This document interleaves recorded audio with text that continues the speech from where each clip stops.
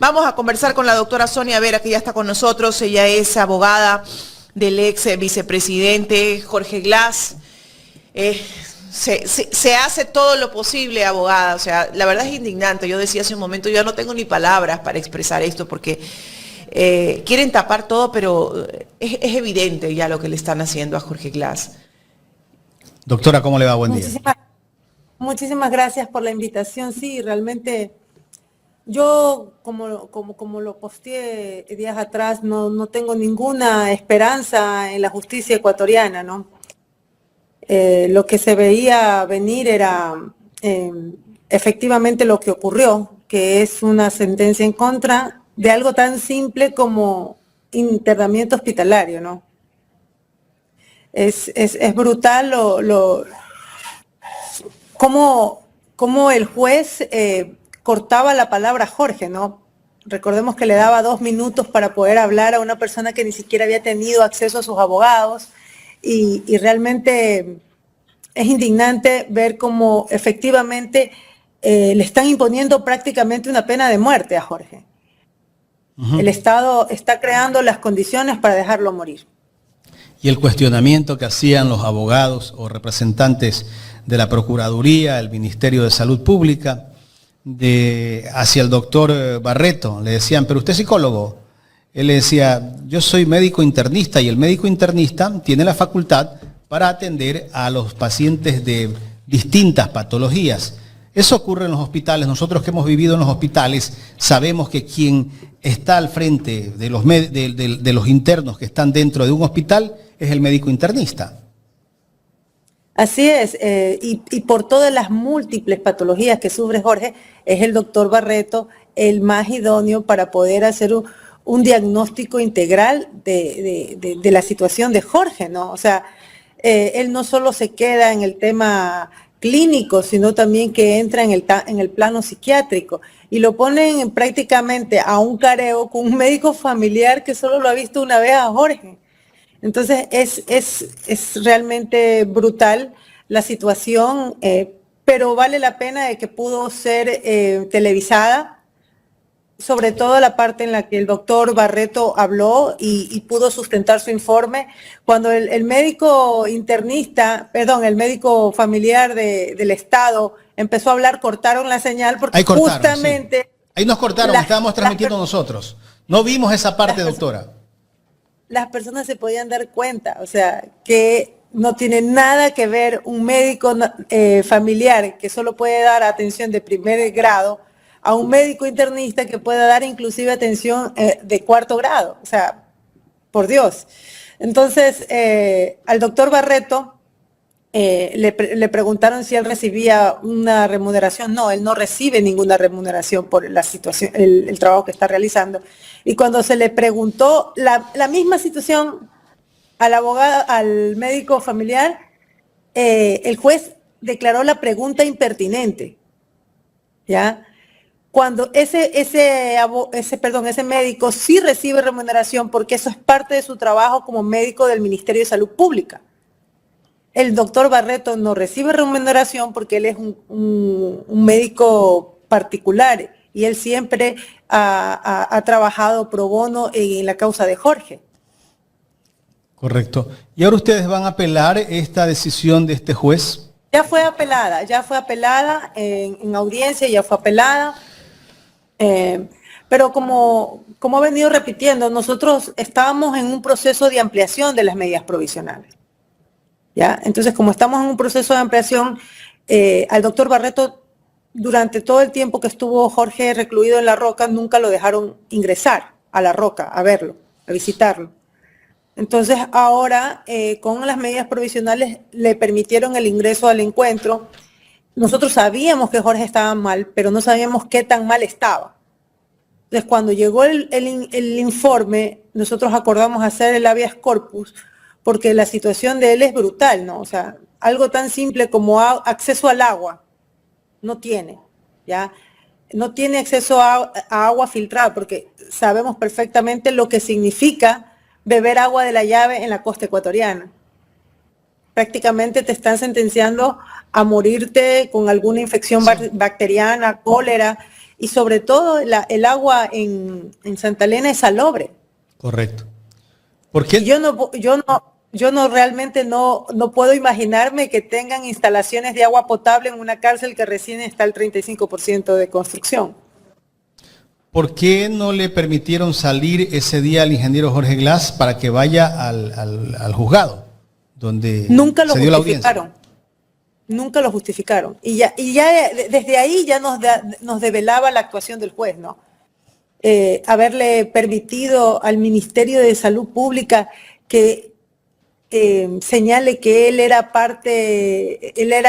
legitimado pasivo cuando realmente el legitimado pasivo era SNAI. Y pedía que sí, que se lo notifique de legal y debida forma. O sea, todo fue tan burdo porque como nosotros nos encontramos en un procedimiento de corte en la Corte Interamericana, esos exámenes ya habían sido trasladados, los tenían listos porque fueron enviados a la Corte y nos los remitieron a nosotros. Entonces, inclusive dentro del expediente mandaron informes de otro paciente, informes y médicos de otro paciente. O sea, todo esto ha sido con la única finalidad doctora, de dilatar disculpe que la interrumpe. Enviaron informes que no correspondían a Jorge Glass. Y esa impericia, esa inoperancia, ¿a quién se le atribuye? Al Ministerio de Salud Pública, pero el juez fue ciego, sordo y mudo a todas las alegaciones de la Defensa Nacional. Entonces, no tomó en cuenta nada de lo que dijo el doctor Barreto. El doctor Barreto también señaló que el doctor Godo, el psiquiatra del Ministerio de Salud Pública, en el mes de octubre del año pasado, ya pidió el traslado hospitalario, ya pidió el internamiento y el Estado ha hecho caso omiso a esa solicitud. Ahora, doctora, ustedes vienen haciendo su mayor esfuerzo en las cortes internacionales, que de hecho les da la razón.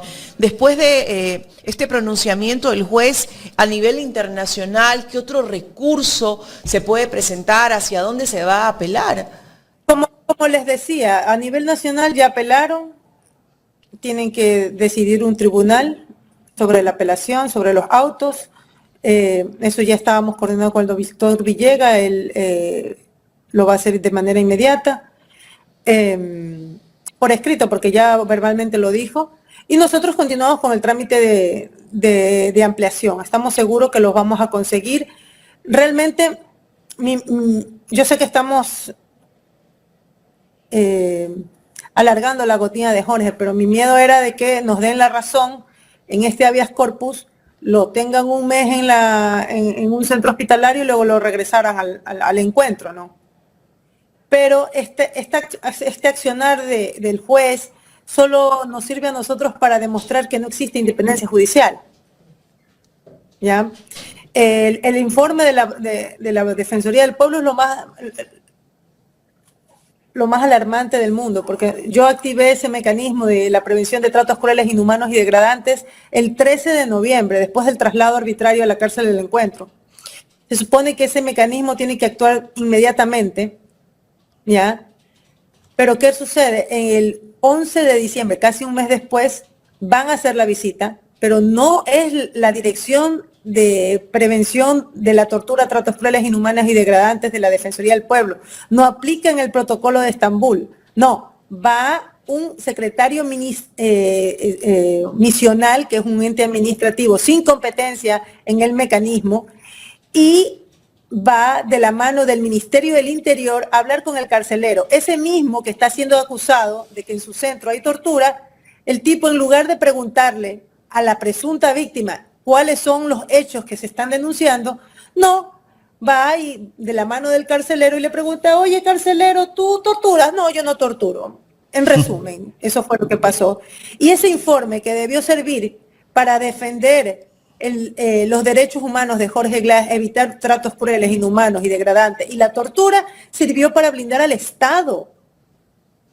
Entonces, como son tan burdos en el maquillaje, todo esto nos sirve de prueba ante el sistema interamericano, ante la Corte Interamericana de Derechos Humanos. Correcto. Ahora quiero pasar a otro tema. El ingeniero Jorge Glass, ¿por qué está detenido en este momento? Tengo entendido que la prisión de él terminó el 2 de octubre, o la condena de él terminó en el 2 de octubre, el 100% ya ha pagado él de su condena. Así es. Hay medios de comunicación que desinforman y que al menos deberían preguntar a qué se deben los cálculos. Recordemos que él salió con unas medidas provisionales, cautelares, perdón, de un juez nacional que prácticamente le dijo, oiga, usted cumple todos los requisitos para su prelibertad, no lo han convocado a su audiencia, tiene tantas enfermedades, tiene tantos pronunciamientos internacionales, espere en libertad su audiencia de prelibertad. Entonces ahí le dio presentación periódica, pero eso no quiere decir que no estaba cumpliendo con la pena, pues, porque él se dejaba de presentar, obviamente había un incumplimiento. Él todo el tiempo que estuvo fuera se presentó y eso seguía computando a su pena. Entonces, bueno, Jorge Glass ahora está porque tiene medidas de prisión preventiva por el caso de reconstrucción. Entonces ya vemos cómo actúan, ¿no? Se activan justamente cuando se le va a terminar una pena, le activan otra para que él tenga prácticamente una prisión de por vida. O sea, ¿ya legalizaron la prisión preventiva del caso de reconstrucción de Manabí? Claro, porque ya tiene sentencia de primera instancia. Pero entonces eso... ahora, cuando en la generalidad ese tipo de medidas son de última ratio, en el caso de Jorge son es la medida sine qua non en todos los procedimientos. Él podría defenderse en libertad porque todavía no tiene sentencia ejecutoriada no en la está reconstrucción. Firme. No está en firme, así es. Entonces aquí lo que podemos ver es la ignominia, la deshumanización total de las autoridades estatales, porque prácticamente lo que quieren es llevarlo a la muerte. ¿Y qué van a hacer ustedes en el caso de reconstrucción de Manabí? En el caso de reconstrucción de Manabí, recordemos que se demoraron 6 meses en la notificación. Después del trino que yo mando, ahí justamente el 24 de diciembre notifican. Recién. Acaban de notificar la sentencia después de 6 meses de haber dado el fallo oral. Y porque yo dije que Jorge Glass ya había cumplido el 100% de su condena y que Jorge Glass no tenía ni siquiera notificada, no habíamos podido ni siquiera apelar la sentencia de primera instancia de la reconstrucción. Al día siguiente nos notifican. ¿Y qué juzgador notifica? El 24. El tribunal que decidió el caso, no recuerdo en este momento los nombres, pero básicamente lo que le puedo decir es que la defensa actual, la defensa nacional va a solicitar aclaración y ampliación y luego que se resuelva esto, pues se va a pedir la apelación por escrito. ¿Cómo analiza usted la decisión de este juez Valverde por el habeas corpus? Mire, más allá de lo que puedan decir, criticar y todos los procedimientos que tengan, cualquier juez que le dé la razón a Jorge Glass corre el riesgo de que lo metan preso, que lo allanan, que lo persiguen, que lo destituyan. Es lo que ha pasado con todos. Entonces, tenemos un fiscal que fue designado por el actual presidente del Consejo de la Judicatura, que es el operador del narcotráfico en el Ecuador. ¿Ya? Entonces, el fiscal no va a hacer nada y este señor Mario Godoy es el que presiona a todos los jueces. Entonces, si hay un juez que no se alinea a los requerimientos del Ejecutivo, simplemente lo persiguen, lo destituyen y le abren procesos judiciales. Entonces, más allá de lo que, sí, el tipo es un alineado de Carondelet, ya, cualquier juez decente va a poner en riesgo su vida, su trabajo, su estabilidad, por darle la razón a Jorge Glass. Ya vimos lo que pasó con la jueza Nubia Vera. Ya vimos lo que pasó con el juez Serrano. Hemos visto lo que ha pasado con los abogados del hijo de la vicepresidenta. En Ecuador no existe independencia judicial, no existe institucionalidad. Está todo corrompido, está todo tomado por las mafias. Cooptado desde el poder político también, ¿no?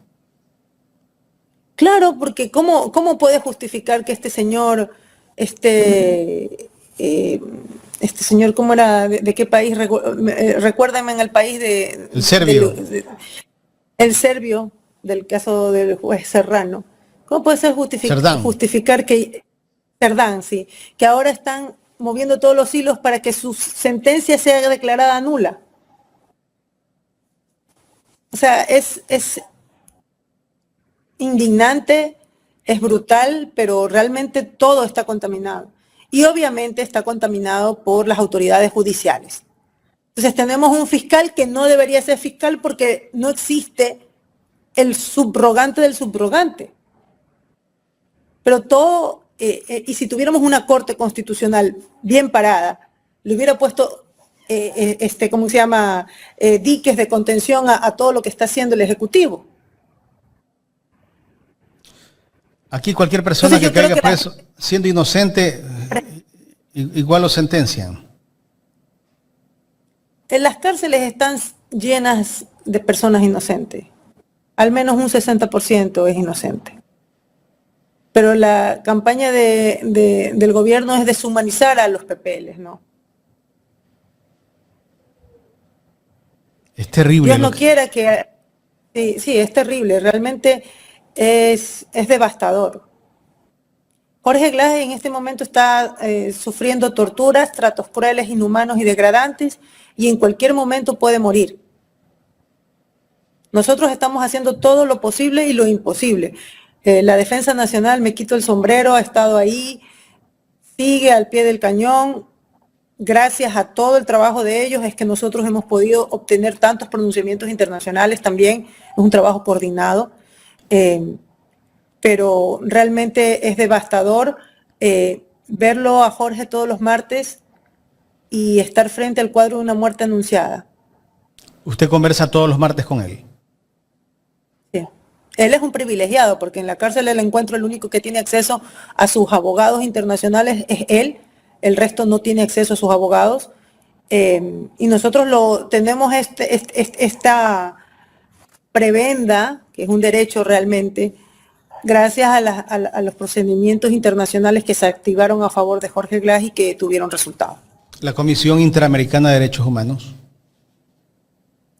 Sí, la Comisión abrió unas medidas cautelares en el año 2019 que si el Estado hubiera cumplido las hubiera levantado, pero no solo las mantuvo, sino que las amplió en febrero del 2025 y en vista del incumplimiento solicitó las provisionales.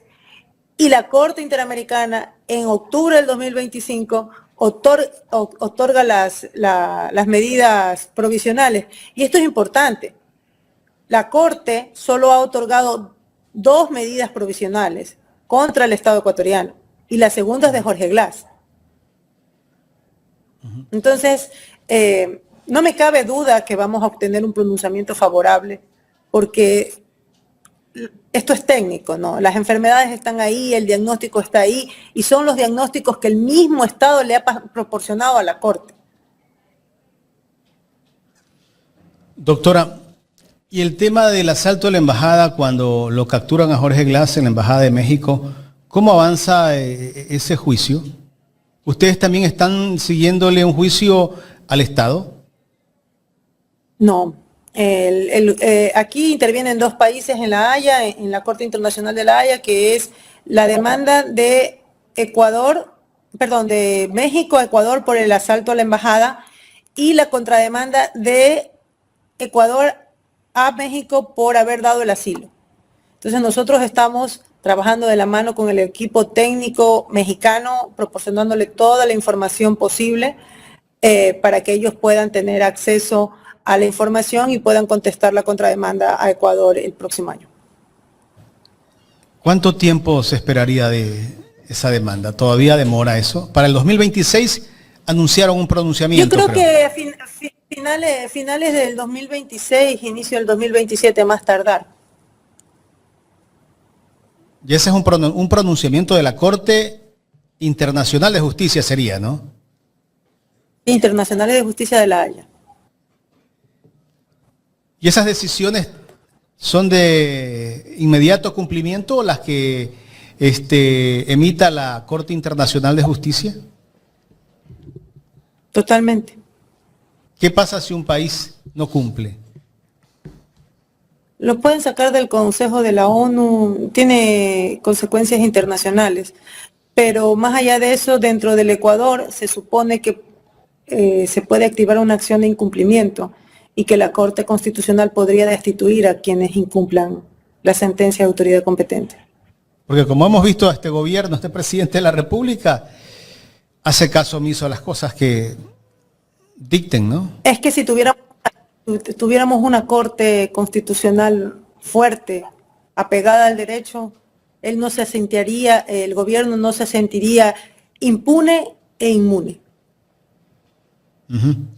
Doctora, la responsabilidad de la vida de Jorge Glass está en el gobierno. Si algo le llega a suceder al ingeniero Jorge Glass, ¿se mantiene esa teoría? ¿La responsabilidad va a ser netamente del gobierno de Daniel Noboa?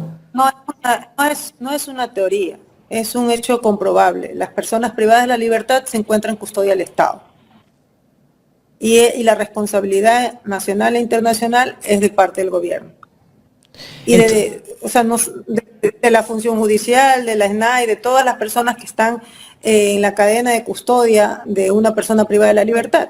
No es un tema de sentimiento o de mi opinión, es un tema que está normado tanto nacional como convencionalmente y son responsabilidades del Estado.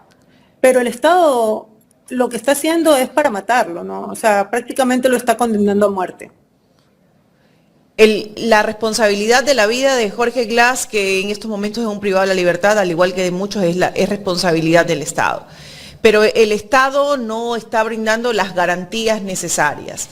Si algo le llega a suceder a Jorge Glass, ¿tiene que responder el gobierno del Ecuador? Así es, así es.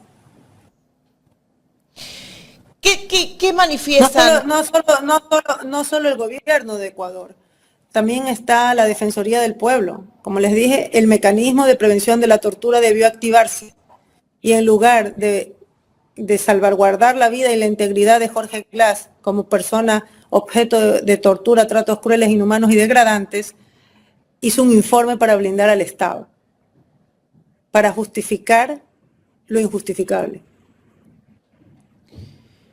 Todo esto que ustedes han expuesto durante todo este tiempo, porque ha sido una lucha ardua que están llevando ustedes durante todo este tiempo, ¿cómo deja al Ecuador en las cortes internacionales, doctora?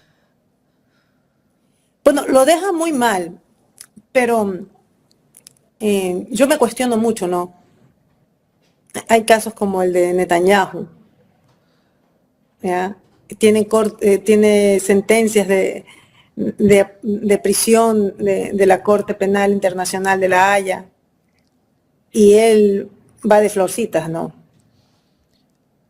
Entonces, Trump asesina a pescadores en alta mar, secuestra buques petroleros y no pasa nada.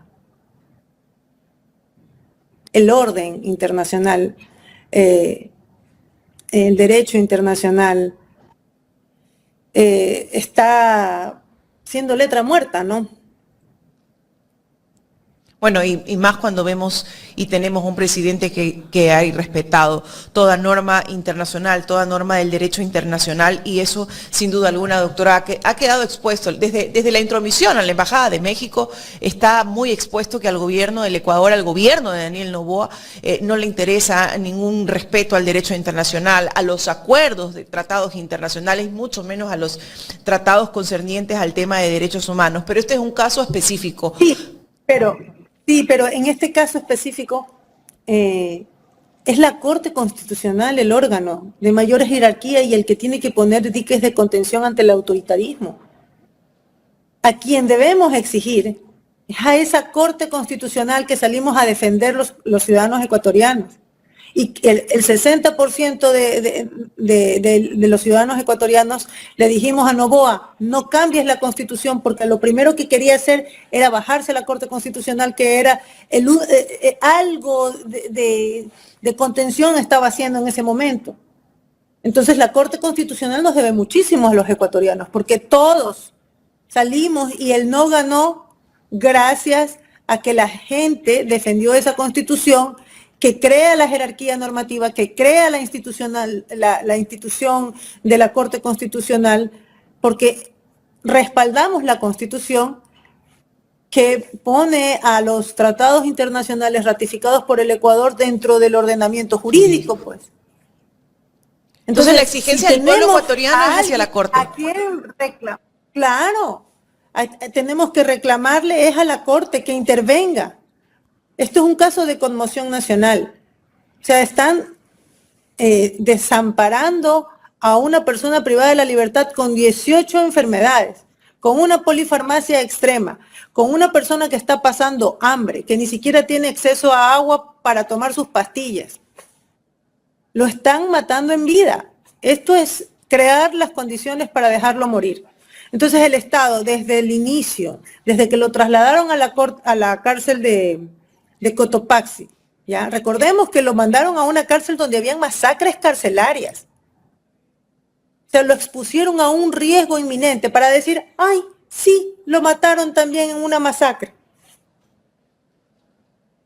Lo expusieron a un riesgo inminente porque una persona con el perfil de Jorge Glass nunca debió estar en la cárcel de Cotopaxi, nunca debió estar en La Roca y tampoco debe estar en la cárcel del Encuentro.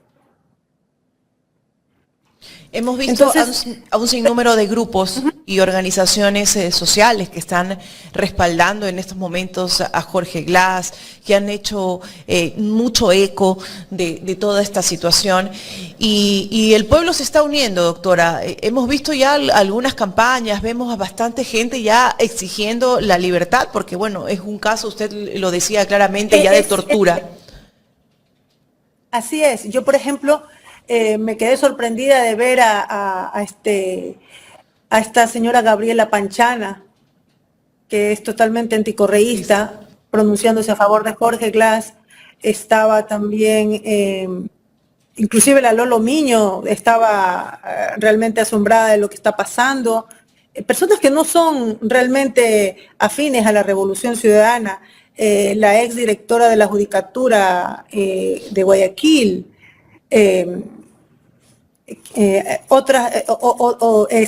Pamela Troya, que son totalmente contrarias, pero tienen formación jurídica, pues. Entonces, sí es importante en los niveles de aceptación que se han podido medir en redes, hay un porcentaje muy positivo de gente que está en contra de esta tortura hacia Jorge Glass. ¿Ya? Pero sabemos que eso le importa poco o nada a Daniel Noboa. Pero bueno, el pueblo cada vez se está uniendo más porque se ha dado cuenta de las mentiras de este gobierno. Entonces, el mensaje o la pregunta que yo le hago es, ese conglomerado, esa ciudadanía, ¿hacia dónde tiene que ir esas exigencias? ¿Son netamente hacia la Corte Constitucional? O sea, hay que hacer una presión de tal forma que se expongan las inconsistencias dadas en este momento. Hay que hacer una presión directa a la Corte Constitucional que respete el derecho, que se enmarque en torno al derecho internacional, a la norma constitucional en la que nos rige el país. ¿Hacia dónde vamos, doctora, como sociedad? Nosotros presentamos, luego de cumplirse los 40 días después de las medidas cautelares de la Corte Interamericana, una acción de incumplimiento, ¿ya? Que ha sido admitida. Pero sin embargo la jueza que tiene a cargo el caso, la jueza Salgado, hasta la fecha resuelve.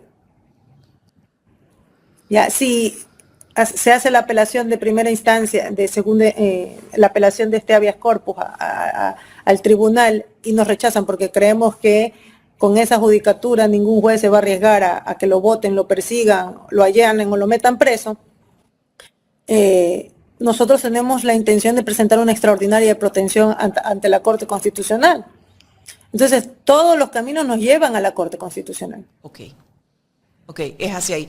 Doctora, le hago una pregunta. El ex vicepresidente Jorge Glass, ¿tiene visitas? ¿Ha podido ver a alguien de su familia? No, desde diciembre del año 2024 no tiene acceso a su familia. No ha tenido posibilidades de ir al patio mientras estuvo en La Roca. En la cárcel del Encuentro solo lo han sacado 2 veces, 2 horas al patio. O sea, él pasa recluido 24/7 con una luz LED que no le permite dormir y con ruidos constantes porque tienen un extractor de aire que lo único que hace es polvo, que no permite que ni siquiera pueda escuchar lo que le hablan, ¿ya? ¿Qué más? Tiene hongos, ha perdido parte de sus pestañas porque los hongos que empezaron por los pies, esta onicomicosis se le ha subido a todo el cuerpo. Él está físicamente muy mal. Bueno, es notable, el pueblo ecuatoriano lo ha visto, pero no tiene acceso a absolutamente nada, porque él decía, ni siquiera con mis abogados. Solo puede hablar conmigo y con mi colega Aitor Martínez los días martes. Y nosotros estamos viendo a un hombre morirse en vida. O sea, yo me reúno con él todos los días martes y lo que veo es el diario de una muerte anunciada. Porque cada día se desmejora su salud. Nos cuenta que, por ejemplo, en La Roca él escuchaba cómo torturaban a los otros presos. Ahora nos cuenta que de madrugada les golpean la puerta, los hacen despertar y los obligan a bañarse de madrugada. Y él escucha esos gritos. Entonces recordemos que la gente se puede burlar, ¿no? Pero la gente dice que el tema de psiquiátrico de Jorge es un invento. No. Jorge es un sobreviviente de las masacres carcelarias de Cotopaxi. Él vio cómo descuartizaban a sus compañeros. Él vio cómo las cabezas volaban como pelotas de fútbol. Él se cayó en charcos de sangre de sus compañeros. Fue sacado de intentos de motines, evacuado de la cárcel más de 25 veces. Tuvo más de 70 amenazas de muerte en la cárcel de Cotopaxi. Entonces, cuando se burlan de la salud clínica, mental y psiquiátrica de Jorge, es simplemente ver cómo a través de los medios de comunicación tratan de deshumanizar un cuadro realmente grave a nivel psiquiátrico. Doctora, todo este maltrato al ex vicepresidente Jorge Glass viene desde el poder político. Totalmente, totalmente. Hablemos del presidente de la República, Daniel Noboa. Cuando nosotros estamos conectadas con él, tiene una cámara, lo rodean 15 militares y no tiene ni siquiera audífonos. O sea, él no nos puede decir 100% lo que está viviendo. Porque por está eso escuchando. Era tan importante, exacto, por eso era tan importante que el juez dejara que él hablara en ese momento. En el momento de la audiencia, y como lo estaba escuchando, que era demasiado contundente y convincente, lo que hizo fue cortarle su intervención. De una persona que todo el tiempo está bajo vigilancia, que ha tenido la posibilidad de contar lo que realmente le pasa, porque hasta cuando estuvo con el médico internista, había policías rodeándolo, militares rodeándolo. Entonces estamos, como les decía, frente a una sentencia de muerte maquillada. Todas las entidades estatales que debían proteger su vida y su integridad están confabuladas para dejarlo morir en ese centro penitenciario. ¿Usted teme lo peor? ¿Ustedes temen ya lo peor? O sea... Justo yo hablaba con el expresidente Correa y le decía, presidente, tenemos que estar preparados para la peor de las noticias, porque la situación de Jorge es realmente muy mala, es crítica. Entonces nosotros estamos contrarreloj, cumpliendo con los tiempos de la Corte. Habrá una resolución que podrá hacerse ejecutable de aquí a unos dos meses, 1 o 2 meses.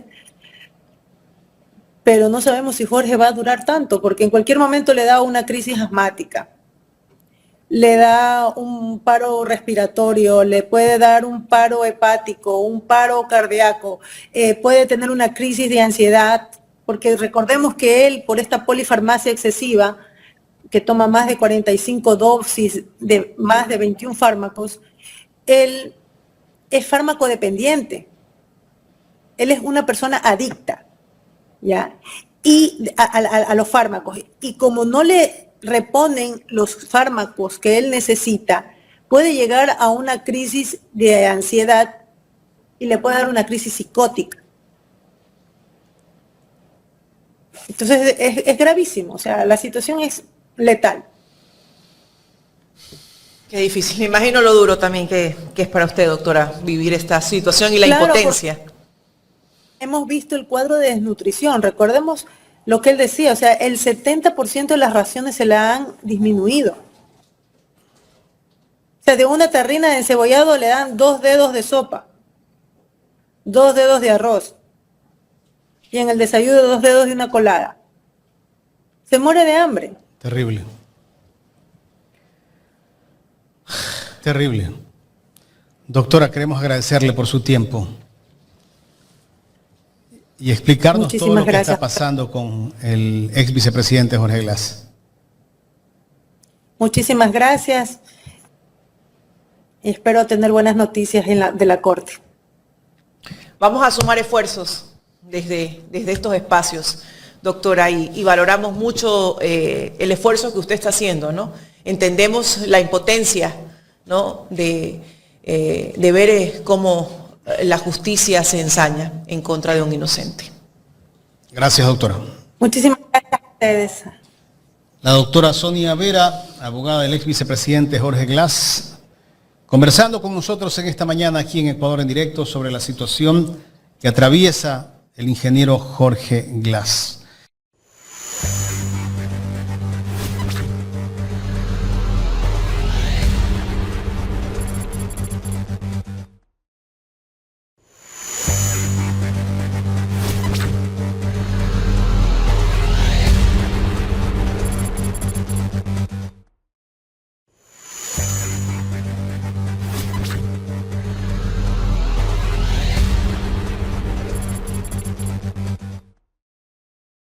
Daniel Granja ya está con nosotros, experto en comunicación política. Con él vamos a conversar sobre los temas coyunturales ya a poquitas horas, ¿no? Ya casi de terminar el año. Pero en la política siempre hay algo que hablar, porque en un gobierno corrupto, en un gobierno nefasto, donde quiere lavarle la cara a sus secuaces, pues todo puede pasar. Está bonita la camiseta, Daniel. Buen día.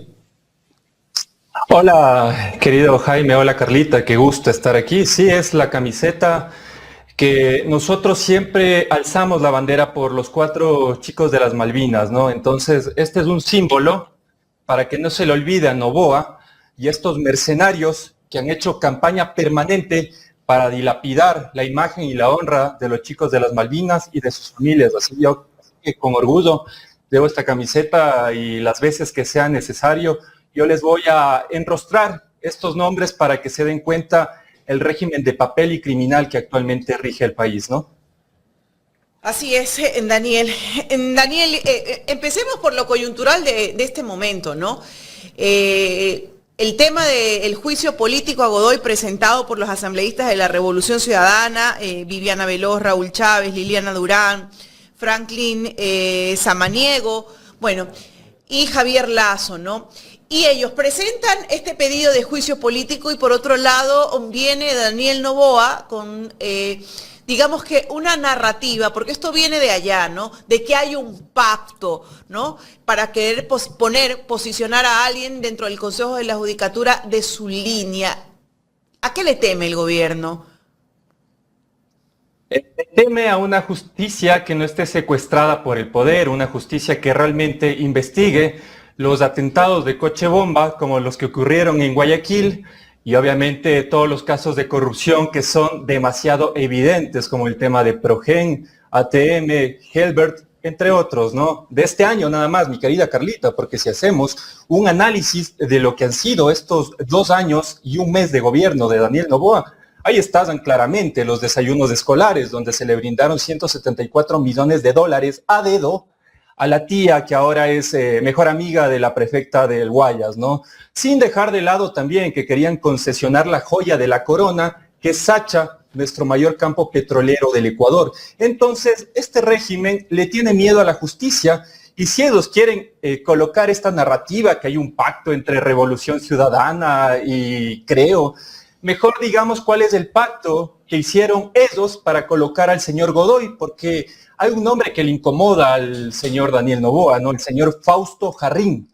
Este señor que se decía comunista y terminaba firmando con la derecha, tanto así que puso a su operador, Cristian Troya, para que en esta comisión de la regalada gana, esta sí, pongan al señor Godoy como presidente de la judicatura, ¿no? Y con ello se enquistó la narcopolítica. Es inaudito lo que han hecho durante este tiempo, y el caso más evidente y que grafica cómo está la justicia en este país es que prácticamente el juez Serrano está condenado a muerte. Mientras tanto, este narcotraficante serbio, prácticamente la condena va a desaparecer porque no hay el tribunal que lo condenó, porque las personas tienen miedo, porque obviamente aquí no hay justicia.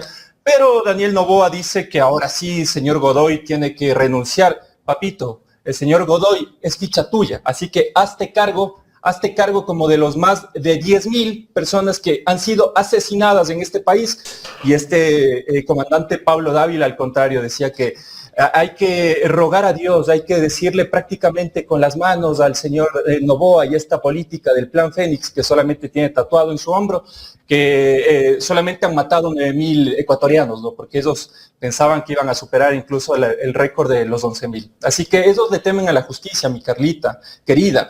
Ellos le temen a que el Ecuador realmente vea quiénes son los narcopolíticos de este país, y obviamente que se les caiga la careta, ¿no? Por más botox y por más maquillaje que se ponga. Daniel, ¿tú consideras que Jarrín es el operador dentro de la justicia del gobierno? Y te hago esta pregunta porque mucho hemos nombrado a Jarrín. Sabemos que Jarrín tuvo un espacio también dentro de la Revolución Ciudadana. Otro nombre nefasto, ¿no? Otro nombre traidor dentro de las filas del progresismo, ¿no? Pero ¿qué influencia tiene Jarrín? Porque ahora vemos muchas piezas de Jarrín y cómo ha vinculado a todas estas piezas en las distintas instituciones públicas y sobre todo las de justicia, porque no solamente el Consejo de la Judicatura. Ahorita estamos hablando del Consejo de la Judicatura en torno al caso del señor Godoy y sus nexos por el tema de su esposa. Pero tú sabes que también hay otras instituciones y también está ahí la Fiscalía General del Estado. Preguntémosle al querido ex compañero Fausto Jarrín cuál es la relación que tiene él con la persona que maneja la inteligencia aquí en el Ecuador, mi querida Carlita. ¿Por dónde vienen estos ataques que dilapidan a personas honorables como tú, como yo, y un sinfín de periodistas que nos estamos jugando la vida? Preguntemos eso al señor Fausto Jarrín, quien en el 2021 hacía campaña a favor de nuestro compañero Andrés Arauz, con quien incluso me regaló la camiseta del influjo psíquico, ¿no? Creo que esa camiseta del influjo psíquico, mi querido Fausto, te hace falta, ¿no?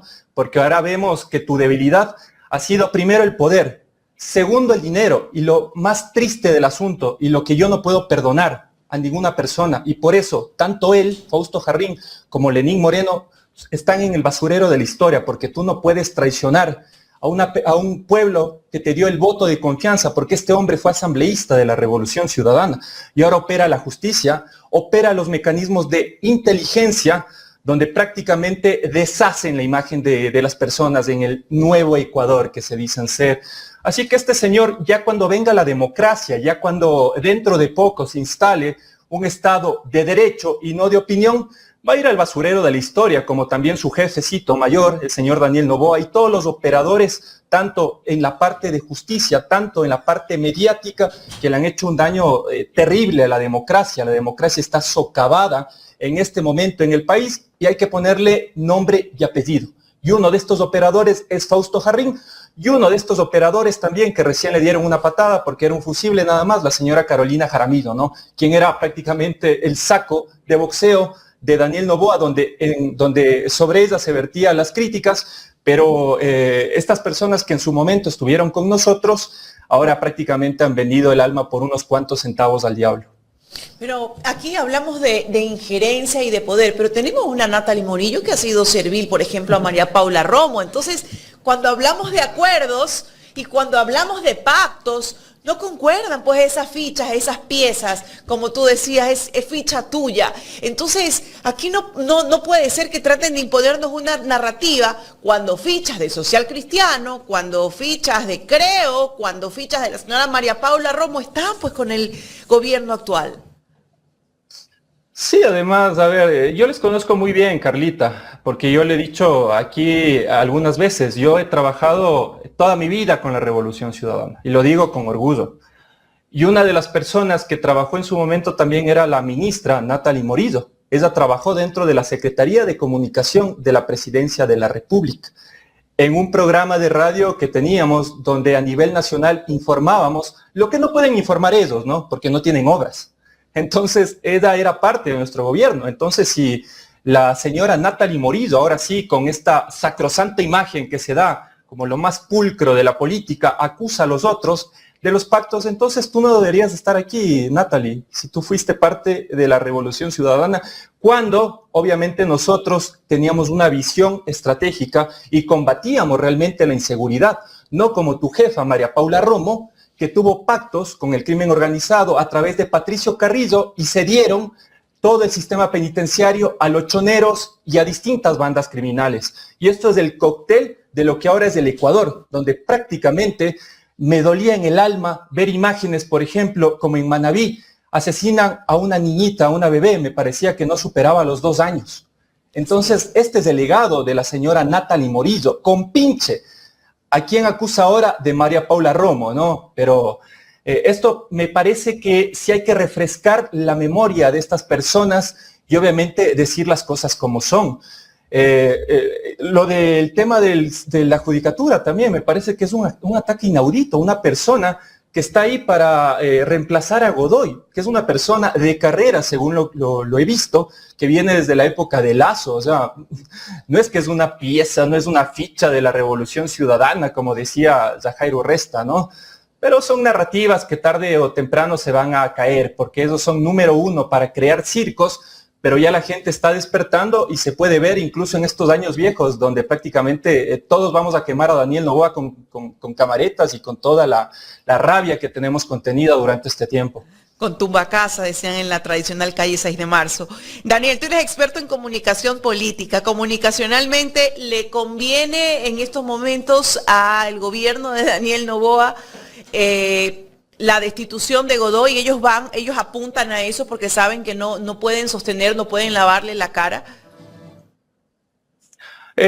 Sí, obviamente van a simular que ellos luchan contra la corrupción.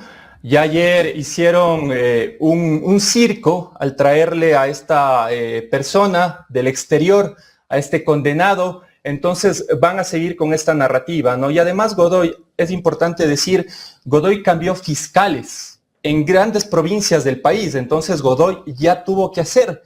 Y este señor va a ser prácticamente el símil de Calero, ¿no? De este personaje oscuro que firmó estos contratos energéticos que prácticamente no nos dieron luz y se robaron más de 100 millones de dólares. Entonces yo creo que dentro de poquito ya lo veremos a Godoy ubicado tal vez en algún puesto menor, tal vez en alguna universidad de estas que tiene convenio la derecha, como la UES o la Espíritu Santo de Guayaquil, donde ahí da cátedra, me parece, Dajic, ¿no? Entonces, este es el nuevo Ecuador que tenemos. Así es, porque entonces, yo tengo que decir las cosas como son y me tocas ese vals y me enciendo porque qué pena a quién le entregaron la educación superior, la educación en general de este país y la educación superior.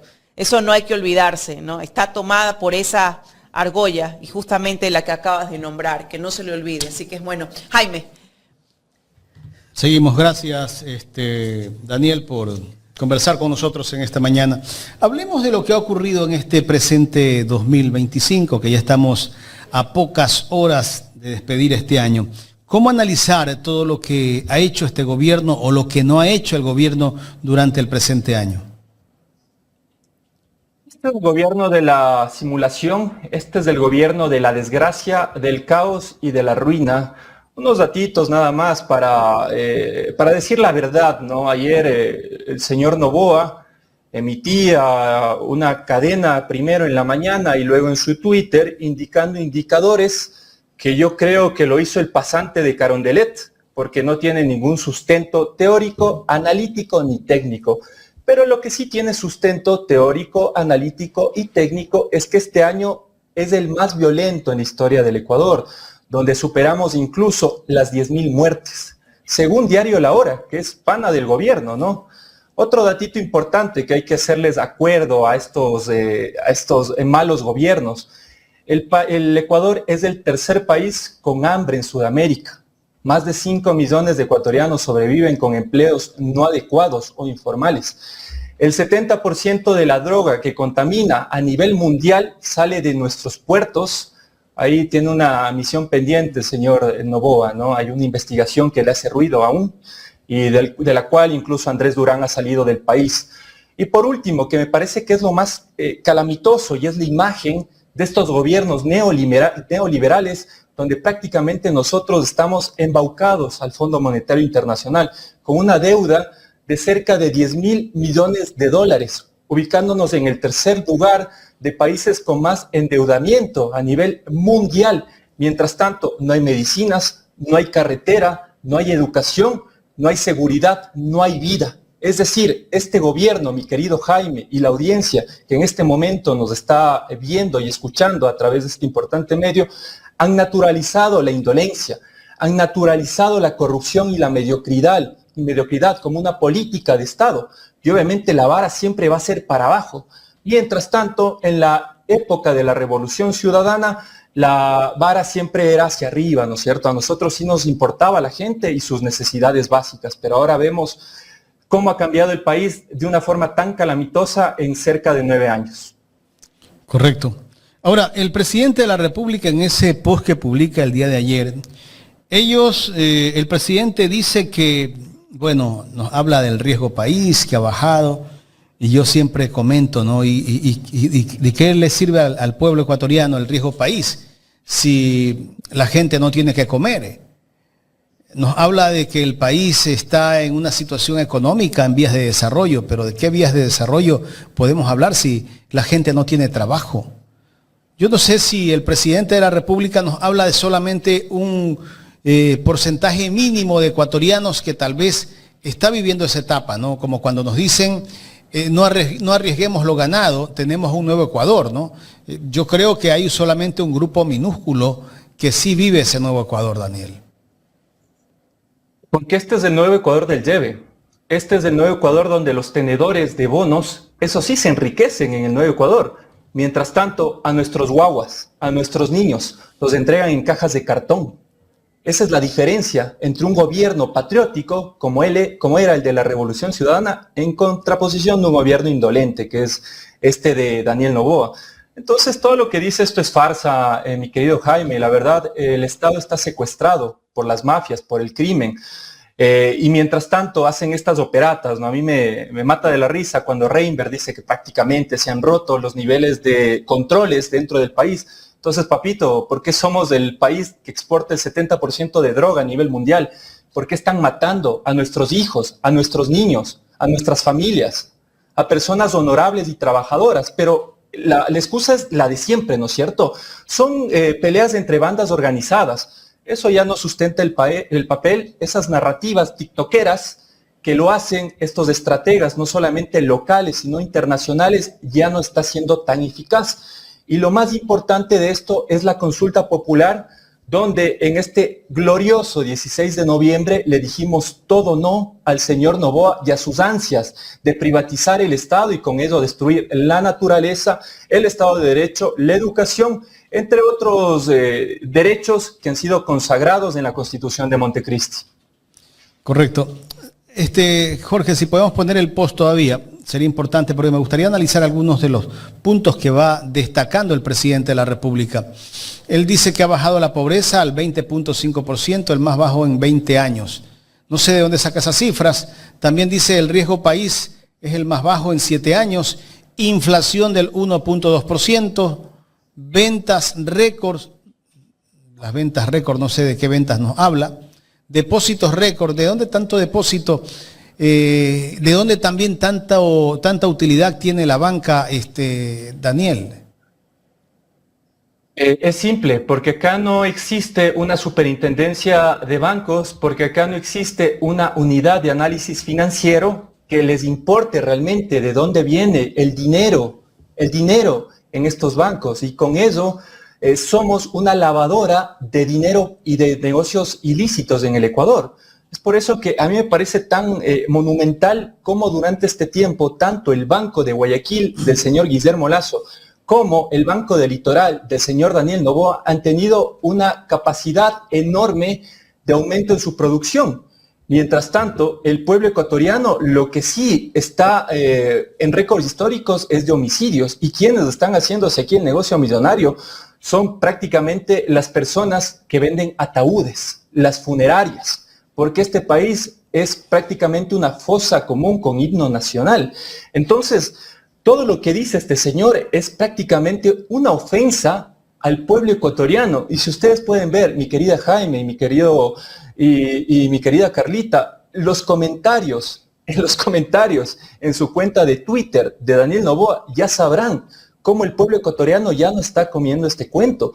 Y ahí les mandan saluditos por el tema de Petronovoa, y ahí les mandan saluditos por el tema de ATM, de Progen, de los chalecos de cartón, por los bonos que utilizaron para hacer campaña política, rompiendo cualquier candado electoral que teníamos ahí, para que incluso la ex vicepresidenta Abad suceda en el cargo a Noboa y él pueda hacer campaña, ¿no? Entonces, estas narrativas ya están cayéndose de a poco. La gente les está mandando saludos muy lindos a ellos para que ellos también entiendan que nosotros ya no comemos cuento, y dentro de poco en estas seccionales que van a venir va a haber un cambio muy importante. Yo sé que el tablero político se va a cambiar monumentalmente a favor de los gobiernos de izquierda y obviamente los locales progresistas. El presidente también nos dice que ha combatido de frente el narcoterrorismo, cosa que ellos, o sea, se refiere a los otros, fracasaron en hacerlo porque le faltó voluntad, valentía y habilidad. ¿De qué manera podemos ver que el presidente de la República ha combatido el narcoterrorismo si en Guayaquil ponen bombas y hay sospechas de que son autobombas? Autobombas, hay provincias tomadas por el crimen organizado, como la provincia de Los Ríos, donde ahí tenemos un asesino como Galo Lara, que prácticamente estaba insultando a las personas que necesitaban diálisis, ¿no? En esta imagen de creerse la persona que manda en esta hacienda bananera. Entonces, es totalmente irreal. Que incluso un medio de comunicación, el New York Times, me parece que recién sacó una importante investigación. Yo creo que carece de algunos sustentos, sobre todo para evidenciar el contraste en la época de la Revolución Ciudadana con la época de Guillermo Lasso, de Daniel Noboa y de Lenín Moreno, donde prácticamente en los índices de seguridad nosotros pasamos a ser el segundo país más seguro de América Latina, con una tasa de 5.6 homicidios por cada 100.000 habitantes. Ahora estamos rompiendo récords de asesinatos y la tasa es enorme. Entonces, son datos que este señor inventa permanentemente, son ficciones, pero lo más evidente es ver cómo prácticamente la justicia está tomada por el crimen organizado, porque el señor Godoy, según su operador, querían liberar a un narcotraficante, porque incluso el señor Godoy, su esposa, era defensora de los líderes de los choneros, como Rasquiña y como Fito. Hay en estos ejemplos que son cotidianos, que son ejemplos que incluso ya las personas en el boca a boca se están dando cuenta quién es este gobierno. Podemos evidenciar todo lo contrario de lo que ellos dicen, ¿no? Como cuando mi querido Jaime dijeron que no iban a subir los combustibles y subieron. Entonces, todo esto es mentira, todo esto es ficción, pero dentro de poco estos espejismos se van a romper y obviamente el Ecuador volverá a la senda del progreso. A mí no me cabe duda. Ayer también salió en ese mensaje que se quieren tomar la justicia y participación ciudadana y dar recomendaciones. Dice, mi recomendación es que Mario Godoy renuncie después de su comparecencia en la Asamblea y se defienda de las acusaciones fuera del cargo. Termino lo que escribe allí sobre el tema. En el caso del serbio sentenciado, el juez Serrano, basado en el principio de celeridad, puede asumir la ponencia si así el Consejo de la Judicatura lo decide, para sentenciar por escrito al narcotraficante Yezdimir Serdán. Y termina, dice, el Estado le dará toda la seguridad requerida. Lo que no podrá es evitar la ira de las mafias ocultas del poder. ¿Qué quiere decir con esta parte final? Las mafias que no son ocultas, que son muy evidentes, son las que controlan la judicatura. Que por suerte, este juez Serrano tuvo que grabarle al operador de Godoy para que se evidencie a cuerpo entero cómo se está manejando la justicia, donde este operador del señor Godoy prácticamente le decía que le ponga ojito y atención a la defensa, no del Ecuador, no del pueblo ecuatoriano, del narcotraficante que puede salir dentro de poco. Entonces, este es el país al revés, donde el sentido común se ha trastocado y donde prácticamente estas personas que tienen pactos muy evidentes con el crimen organizado y con ciertas mafias que ahorita están secuestrando a mi país, tienen incluso la hidalguía, ¿no? O sea, la audacia, es decir, que ellos combaten al crimen organizado cuando en realidad no lo es. Y fue por la presión mediática y fue por todo el ruido que nosotros, su medio de comunicación, el señor Anderson Boscan, y obviamente dentro de las redes, dentro del Twitter también, su servidor, su humilde servidor, comenzamos a generar esto para que se visibilice. Si no, esto hubiera hubiese sido escondido, como el hecho de que recién hubo una incursión en la provincia de Esmeraldas, donde se pudo ver que incluso, al parecer son grupos paramilitares, aunque el ejército dice que no es así, ¿no? Entonces, a través de la presión social, se pudo evidenciar esto, si no, esto lo tapaban, como lo han tapado el tema de Petronovoa, como lo tapaban el tema de ATM y el tema también de Progen. Ahora, la interrogante que tengo es, ¿qué quiere hacer el presidente con esa narrativa que lanzó el día de ayer a través de Yajaira Urresta, diciendo que quieren tomarse el Consejo de la Judicatura, el Consejo de Participación Ciudadana y Control Social, y que hay un pacto entre la Revolución Ciudadana, creo que no tiene asambleísta, y que también hay un pacto con el Partido Social Cristiano? ¿Cuál es el propósito? Tal vez la señora Alexandra Villasís, que es la suplente de Mario Godoy, no les convence del todo, tal vez no les va a aceptar, como lo hacía Mario Godoy, con una llamada telefónica tal vez de que llame el presidente de la República y le diga, hay que perseguir a Aquiles Álvarez, hay que perseguir a los enemigos políticos del gobierno.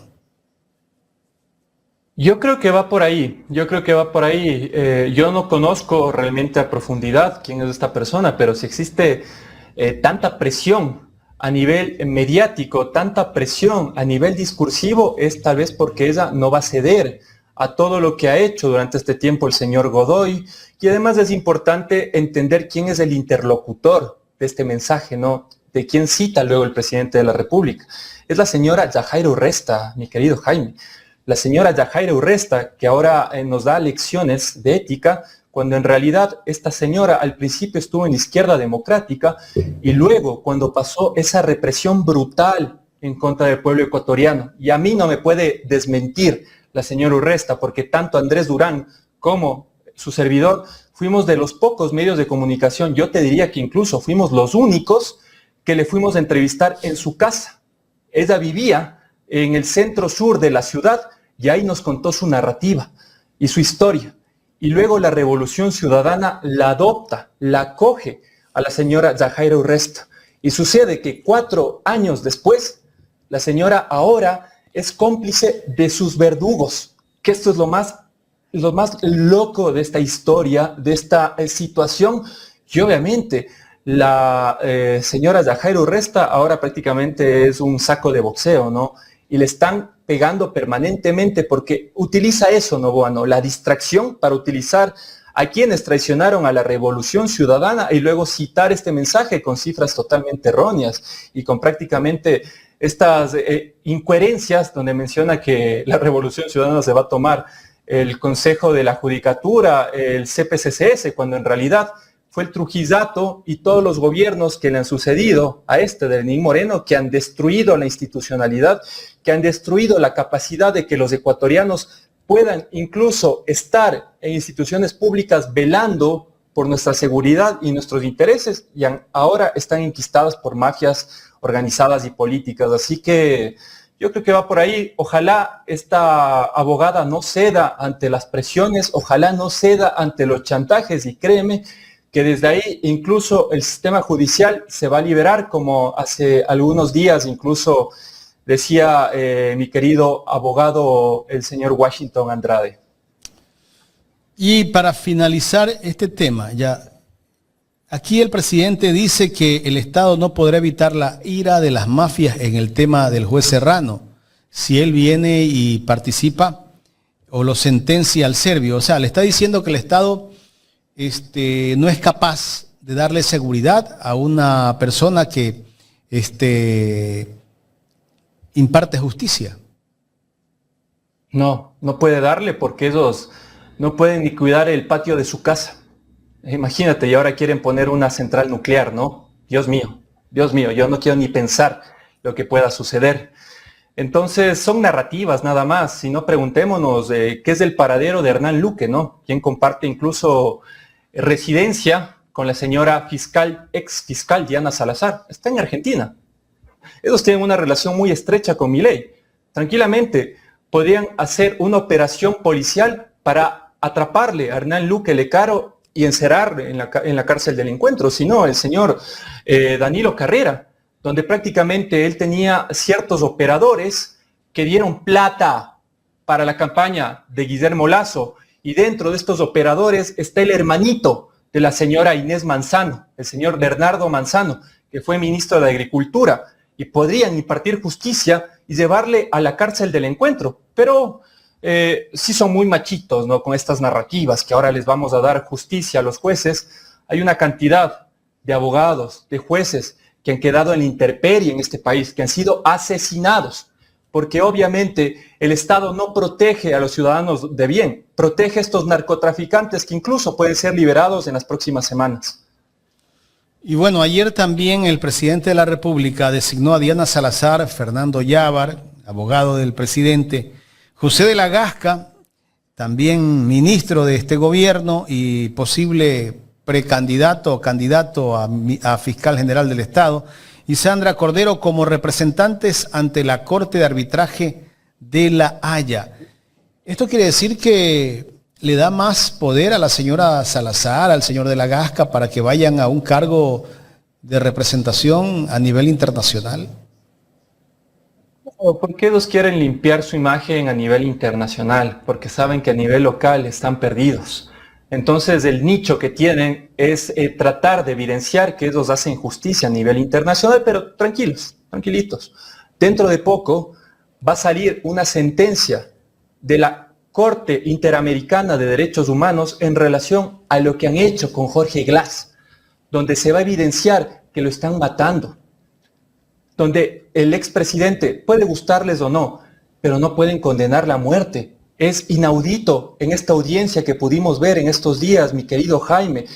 Jorge sufre de 18 enfermedades, toma más de 21 medicamentos al día, tiene posibilidades de suicidarse, y estos son tan inhumanos, no tienen decoro a la dignidad humana, que le niegan un habeas corpus para que él pueda curarse de su dolencia, para que él pueda pasar por lo menos en el cierre de año con sus seres queridos. Es tal cual como lo hicieron con los niños de las Malvinas, que mañana se cumple un año cuando el gobierno de Daniel Noboa afirmó que las osamentas que quedaban de los chicos de las Malvinas eran de ellos, porque al principio instalaron la narrativa que podrían ser, pero justo el 31 de diciembre afirman esto. Entonces es un gobierno cruel, es un gobierno inhumano que a nivel nacional está perdido, porque incluso ya los medios que ellos tienen cooptados, como Ecuavisa, como Primicias, como Diario La Hora, que ayer denunciaba que hay 10.630 homicidios, ya no pueden callar este caos.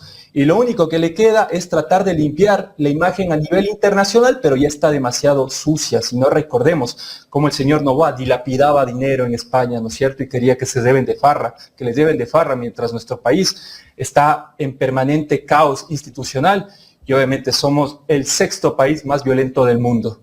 Finalmente, ¿cuál seguirá siendo la narrativa del gobierno? La mentira, la ignominia, el tratar de perseguir constantemente a la revolución ciudadana a través de Jorge Glass, utilizándolo como trofeo político, acusándonos a nosotros como si fuéramos financiados de los grupos que operan con ellos. Esta va a ser la narrativa constante, porque este es un gobierno que lo único que le sustenta es el anticorreísmo más enfermo, el odio, porque el odio no construye, solamente destruye. Pero nosotros vamos a seguir de pie, vamos a seguir aguantando los embates del poder, porque a nosotros nos mueve el amor por poner de pie este país que ahora está de rodillas contra el crimen organizado, y con lecciones patrióticas, lecciones de enfrentarnos al poder, como lo hemos hecho a través de mis abogados Washington Andrade y Esteban, a los quienes yo les mando un fuerte abrazo, un caluroso saludo desde acá. Nos enfrentamos a dos instituciones que querían prácticamente perseguirme, como la Asamblea Nacional y el Ministerio del Trabajo, y les ganamos en derecho. Así que estos actos de valentía diaria que debemos demostrar son las que deben construir una política, porque ante el miedo la valentía, ante el odio el amor. Yo estoy seguro que dentro de poquito volverán esos días de gloria y estos malos gobiernos van a ser totalmente enterrados en las urnas y también en la historia del país. Daniel, en ese tema, a ti no te permitían ejercer un cargo público. ¿Por qué? Porque no me pueden acusar de que soy corrupto, porque no me pueden acusar de que vendo a mis compañeros, como lo que han hecho Fausto Jarrín y otros malos elementos que están en la Asamblea Nacional. Y se inventaron, mi querido Jaime, un QR, el Ministerio de Trabajo, un código, donde decían que yo en el año 2022 firmé un contrato por servicios permanentes. Y como aquí todo es mágico en este Ecuador, ¿no? 3 años después, me sacan de la Asamblea Nacional. Yo era asesor de un digno asambleísta y valiente asambleísta de la provincia de La Suay, aduciendo esto, ¿no? Pero yo me hago la pregunta, y yo decía esto entre risas con Washington y Esteban, o sea, si yo tenía nombramiento, ¿por qué me sacaron? O sea, es así de ilógico. Les pedimos insistentemente al Ministerio de Trabajo que cambie esto, porque ellos pueden modificar incluso los sistemas informáticos, como ya lo han hecho, porque ellos son número uno, ¿no? Cuando quieren congelar algunos juicios o algunos antecedentes penales de ciertos delincuentes, eso sí, prácticamente tiran abajo los sistemas informáticos. Pero cuando las personas de bien y honorables, como en este caso mi persona, quieren alegar que yo no tuve ningún contrato permanente, me dijeron que no, que prácticamente tengo que ceñirme a esta falacia que creó el Ministerio del Trabajo. Entonces no recurrí más que a un habeas data correctivo, en el cual el día martes, justamente hoy se cumple una semana, mi querido Jaimito, que les pudimos ganar. Yo les saludo a la jueza que tuvo la valentía de fallar a favor de una persona que tiene como herramientas una cuenta de Twitter, el amor por su patria, el amor por su tierra, el amor porque a nuestros hijos no se les maten y nos entreguen en cajas de cartón. Así que pudimos ganar, vencimos. Fue una audiencia larga, mi novia estaba esperando ahí, nerviosa al igual que yo, pero sabíamos que la verdad nos iba a amparar. Así que ya se corrigió este error involuntario que tuvieron, así que no creo que vuelvan a ponerme impedimentos, pero si me ponen impedimentos yo no tengo problema. Vamos, yo quiero verle al señor Nils Olsen, al señor Harold Burbano de frente en una posible acción de protección que podemos incluso colocar si me impiden o quieren que yo no tenga derechos laborales. Sin miedo, yo no les tengo miedo. Miedo. Yo tengo más amor por mi país que miedo por ustedes. Daniel, te felicitamos por esa valentía que has demostrado durante todo este tiempo. Queremos también agradecerte por haber sido partícipe de este espacio informativo en este año 2025. El éxito de estas plataformas digitales no solo tiene que ver con quienes lo hacen a través de, en este caso, nuestro director, el licenciado Jaime de la Cruz, sino también de nuestros excelentes invitados con honestidad, con transparencia. Te deseamos lo mejor, que mantengas esa fortaleza. Necesitamos más ecuatorianos así y estamos pues juntos en la lucha. Y te hacemos la cordial invitación para que en este 2026 sigas pues perteneciendo a esta familia, la familia de Ecuador en Directo, con tu experticia, con tu honestidad, con tu transparencia y con tu verdad. No, ustedes créanme que el ejercicio diario que hacen, el exponer incluso hasta la vida, mi querida Carlita, mi querido Jaime, es digno de valentía, y más bien yo me honro de ser parte de estos espacios cuando ustedes me invitan, así que yo les deseo los mejores augurios para este año 2026, que hay que seguir con esta valentía, que hay que seguir despertando conciencias, que hay que seguir alimentando la necesidad de cambio y construyendo esos puentes que nos permitan devolver la paz, la justicia y la seguridad en este Ecuador. Así que yo estaré aquí las veces que sea necesaria y me voy a enfrentar al poder las veces que sea necesaria, sin temor y sin miedo, porque a mí me mueven otros ideales que no pueden comprarse ni venderse, como ellos suelen hacer. Gracias, Daniel. Un abrazo. Un abrazo, Jaime. Chao, Carlito. Gracias a Daniel Granja, experto en comunicación política, conversando con Ecuador en Directo en esta mañana.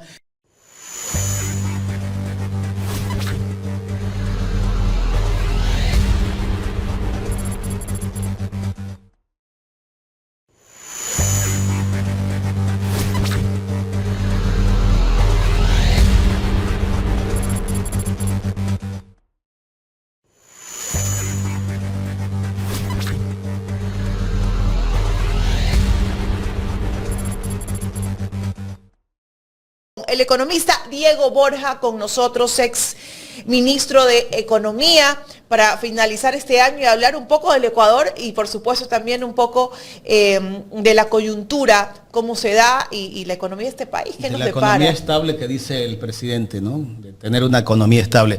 ¿Cómo está, economista? Buenos días, bienvenido. Buenos días, Jaime, buenos días, Carlita, buenos días a toda la audiencia. En primer lugar, ya que vamos a hablar de cosas tristes, permítanme empezar diciéndoles que les deseo un año 2026 mucho mejor que el 25, que sea lleno de éxitos, de amor, de felicidad para ustedes, para su familia y por supuesto para toda la audiencia, que sea un año con mejores condiciones económicas, de seguridad, que sea un año mejor. Porque lo que hemos tenido en el 25 no lo es. Y ya que ustedes me han invitado a hablar de economía, yo quisiera salirme un poco de los marcos, como se analiza la economía, que el PIB, que la inflación, y quisiera detenerme en 2 o 3 aspectos, porque el tiempo es corto, para poder balancear, ¿no?, lo que ha sucedido en el año 2025 en términos económicos, y advertir que las nubes grises que se ciernen sobre el Ecuador van a continuar. Van a continuar. Quisiera empezar señalando, por ejemplo, que al cerrar el año 2025, la deuda total del Ecuador ya está en el 67% del PIB. Eso es una deuda gigantesca en términos del tamaño de nuestra economía. Son casi 90.000 millones de dólares. Con un PIB que, según las previsiones oficiales, y son datos bastante maquillados y bastante manipulados, dicen que estará en el orden de los 133.000 millones. Entonces, para fijar las cifras, de una economía de 133, 90 son deuda. Así de grave. Y de esos 90, 49.500 son deuda externa. Solo en el gobierno de Noboa, desde enero del 24 hasta ahora, diciembre del 25, ha aumentado esta deuda en 7.500 millones. Y la deuda externa ha aumentado en casi 2.000 millones. Pero el problema no es solamente el aumento de la deuda. El problema son los exorbitantes pagos que está haciendo el Ecuador por el servicio de deuda. Eso es mucho más grave que el monto total de la deuda. En lo que va del gobierno de Noboa, del 24 al 25, se han pagado 11.000 millones de dólares, que es equivalente a la deuda que hoy día tiene el Ecuador con el Fondo Monetario Internacional. 11.000 millones de dólares. O sea, todo lo que ha recibido en nuevos desembolsos que son aproximadamente 8.500 millones. Estoy dando cifras gruesas para no entorpecernos con los decimales, que son más o menos 8.500, se han ido para pagar deuda. O sea, el Ecuador se ha endeudado para pagar deuda. Es increíble los montos que hemos pagado en los últimos años, y en el año 2025 vamos a culminar pagando por deuda externa, o sea, plata que sale de la economía hacia afuera y que pone en riesgo la dolarización, 6.425 millones de dólares, o sea, casi 6.500 millones de dólares van a salir por pagos de deuda externa en lo que va del 2025. Y en enero del 2026, ni bien empezamos, se van a pagar 1.194 millones de dólares a los tenedores de bonos de deuda.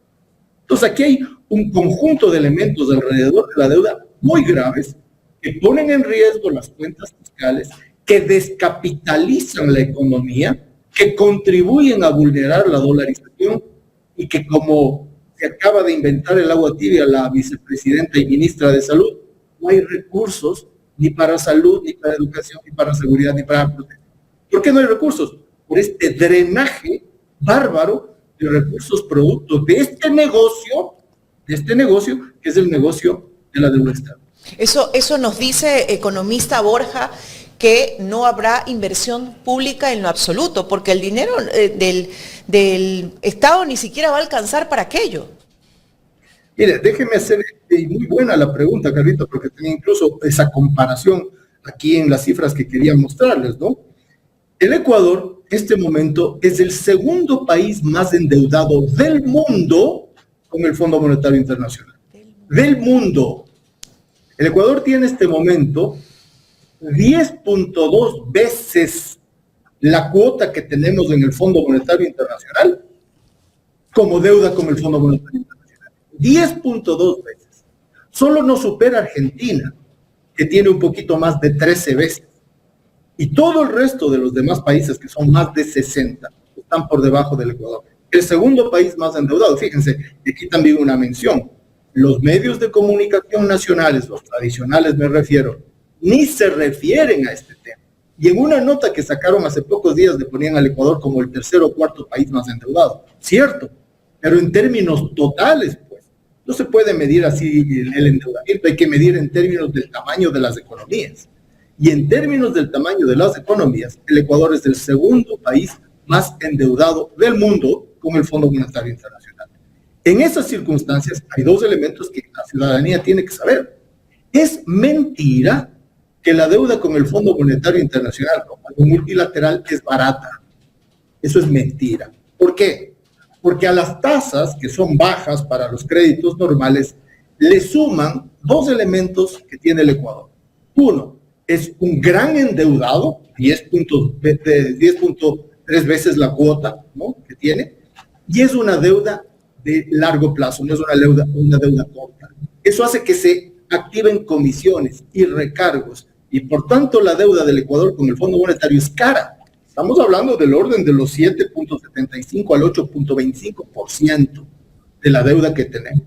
En esas condiciones, salen las divisas, se drena para pagar al propio Fondo Monetario Internacional. De todo lo que se ha recibido, más del 80% ha sido para repagarle al fondo y a otros tenedores de deuda. ¿Cómo vamos a tener plata para invertir? En el año 2024, que es ya parte del gobierno de Novoa, ¿no?, lo que salió para pagar a los bonistas, a los tenedores de bonos de deuda, superó a la inversión pública. Es decir, les pagamos más a los tenedores de bonos de deuda que lo que invertimos en el Ecuador. Y en el año 2025, en este año, lo que se les ha pagado solo a los tenedores de bonos, no me refiero a la deuda externa total, solo a los tenedores de bonos, va a representar el 85% de toda la inversión pública ejecutada. Porque además ahí tenemos otro problema. Una cosa es lo que se pone en el papel, en el presupuesto, y otra cosa es la que se ejecuta. Y eso ha pasado con la inversión, eso ha pasado con la salud, con la educación y con todo. Entonces, obviamente tenemos un drenaje de divisas que impide tener recursos para inversión y para contribuir de alguna manera a generar servicios, algunos de esos trascendentales como los de la salud. El economista Marco Flores, en una entrevista que le hicimos hace pocos días en este espacio, él nos decía que el aumento del IVA, del 3% del IVA, ha servido para pagar solamente los intereses de la deuda. O sea, un poco más de los intereses de la deuda. ¿Cómo es eso? No, un poco menos de los intereses de la deuda. Un poco menos. Y ahí vamos a entrar en el otro aspecto del endeudamiento. Por un lado tenemos estos montos, llamémosles disfuncionales, para ponerlos en términos familiares, es como que una familia hipotecara prácticamente todo lo que le ingresa por el trabajo de todos los miembros de la familia para pagar deudas. Eso está haciendo el Ecuador, ¿no? Pero viene el otro aspecto, que no solo es ese, es la condicionalidad que viene atado a estos créditos del Fondo Monetario. Porque no es que el Fondo Monetario le dice, aquí le entrego el dinero y usted úselo de la mejor manera posible. No, acá el gobierno de Noboa, servil y obsecuente con el Fondo Monetario Internacional, se ha sometido a una condicionalidad brutal que no termina. Aumento del IVA. Nos dijeron que el aumento del IVA, esos 3 puntos, iban a ser para mejorar las asignaciones de recursos para seguridad. No hemos visto absolutamente nada de eso. Luego nos enteramos, claro está, que ya venía en el acuerdo con el Fondo Monetario Internacional que Noboa, cuando ganó, ustedes recordarán, apenas ganó, hizo un peregrinaje por Washington. Y una de las cosas que fue a decir es que si no le daban recursos iba a regresar el cuco del correísmo. Y por tanto, se comprometió a hacer una serie de cosas como ningún otro gobierno lo ha hecho. Aumento del IVA. Se comprometió precisamente al aumento de los precios de combustible, mal llamado eliminación de subsidio, mal llamado. Aumento de los precios de los combustibles que condujo incluso a muertes, Efraín, Rosapaqui, el otro compañero Guamán, etcétera, y miles de personas perjudicadas. Claro, los ministros no entienden por qué los indígenas salen a protestar. ¿Cómo no van a salir a protestar si un componente básico de sus costos es el transporte, que se ve inmediatamente afectado? Y no queda ahí, porque en los compromisos que tiene el gobierno de Noboa con el Fondo Monetario Internacional, se dice que se va a aumentar también los precios de otros derivados del petróleo. ¿Cuáles? El gas. Eso es lo que nos queda. Entonces, la condicionalidad más estos montos elevadísimos de pagos que hay que hacer han vulnerado terriblemente a la economía nacional y le dejan en una situación de real indefensión. Porque en esas condiciones, ¿qué ha pasado? Por ejemplo, le doy un dato. En términos de la salud, se le asignó a la salud para el año 2025 una miserable cifra de 2.798 millones de dólares. Le doy la cifra comparativa. Solo por deuda se han pagado 6.425. 6.425 para pagar deuda y a la salud se le asigna apenas 2.798. ¿Y ese presupuesto fue ejecutado? De esos 2.798 solo se ha ejecutado el 45%. O sea, menos de 1.380 millones. Esa es la realidad. Cuando va entonces la ministra Pinto y nos descubre el agua tibia y dice, ya sabemos qué hacer, que no les creo, y lo que falta es recursos. Claro, pues señora, ¿cómo no va a faltar recursos si usted tiene aquí un drenaje permanente de los recursos que se van a pagar a los bonistas y a los organismos internacionales de financiamiento? Esta es la realidad, más la condicionalidad. Entonces usted tiene pagos gigantescos y condicionalidad. En esa condicionalidad ha estado el IVA, han estado los aumentos de los precios de combustibles, está la disminución de la inversión y el gasto social, que es gigantesca, y aquí ha habido una trampa permanente de este gobierno, es una mentira. Asignan una cantidad X, entregan una cantidad menor y ejecutan una cantidad aún menor. Pues tiene disminución por todos los lados, de ahí que tenemos deficiencia en servicios de salud, de educación, de seguridad, de protección y obviamente de inversión. Economista, en base a lo que usted nos comenta, ¿no? ¿Qué tiene que cumplir aún el gobierno con el Fondo Monetario Internacional? Porque, bueno, esto le va a traer un costo político, ¿no?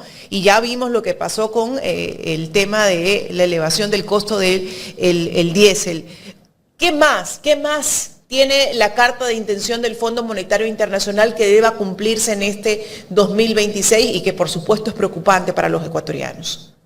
Miren, la condicionalidad del Fondo Monetario Internacional con el gobierno de Noboa se ha llevado a límites nunca antes alcanzados en la historia de las relaciones del Ecuador con el Fondo Monetario Internacional, que en su parte más perniciosa datan del año 1982, cuando el gobierno de Hurtado firmó unas cartas de intención con el Fondo Monetario. Ni en esos momentos se llegaron a los niveles como ahora estamos llegando. ¿Qué nomás se dice en esta carta? Aumento de impuestos directos, impuestos, ¿no? Indirectos como el IVA, que es a todo el mundo, independientemente de lo que gane, se le cobra. Aumentos de precios de combustibles, incluyendo gasolina, diésel y gas, eso dice en la carta de intención. Procesos de disminución gigante del gasto y de la inversión social, sobre todo a educación, a salud, a protección. Disminución de la plantilla pública de empleados y trabajadores del sector público, que han iniciado ya con una gran cantidad de despidos a lo largo de estos 2 últimos años. Disminución incluso de los pagos, o sea, de los salarios a las nuevas personas que se contrataría para reemplazar a los más caros. Subejecución de los presupuestos ya señalados.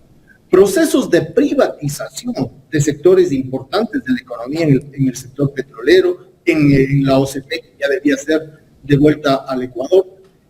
Reinserción del catastro minero. Miren, en el presupuesto de este año se coloca que va a haber 5.441.7 millones de monetización y venta de activos.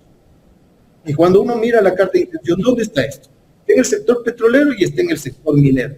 Obviamente no se va a llegar a estos niveles por los costos políticos y sociales que se están teniendo. ¿Y eso qué implica? Que desde el inicio se está generando un presupuesto desfinanciado, porque se ponen formas de financiamiento que no se van a lograr.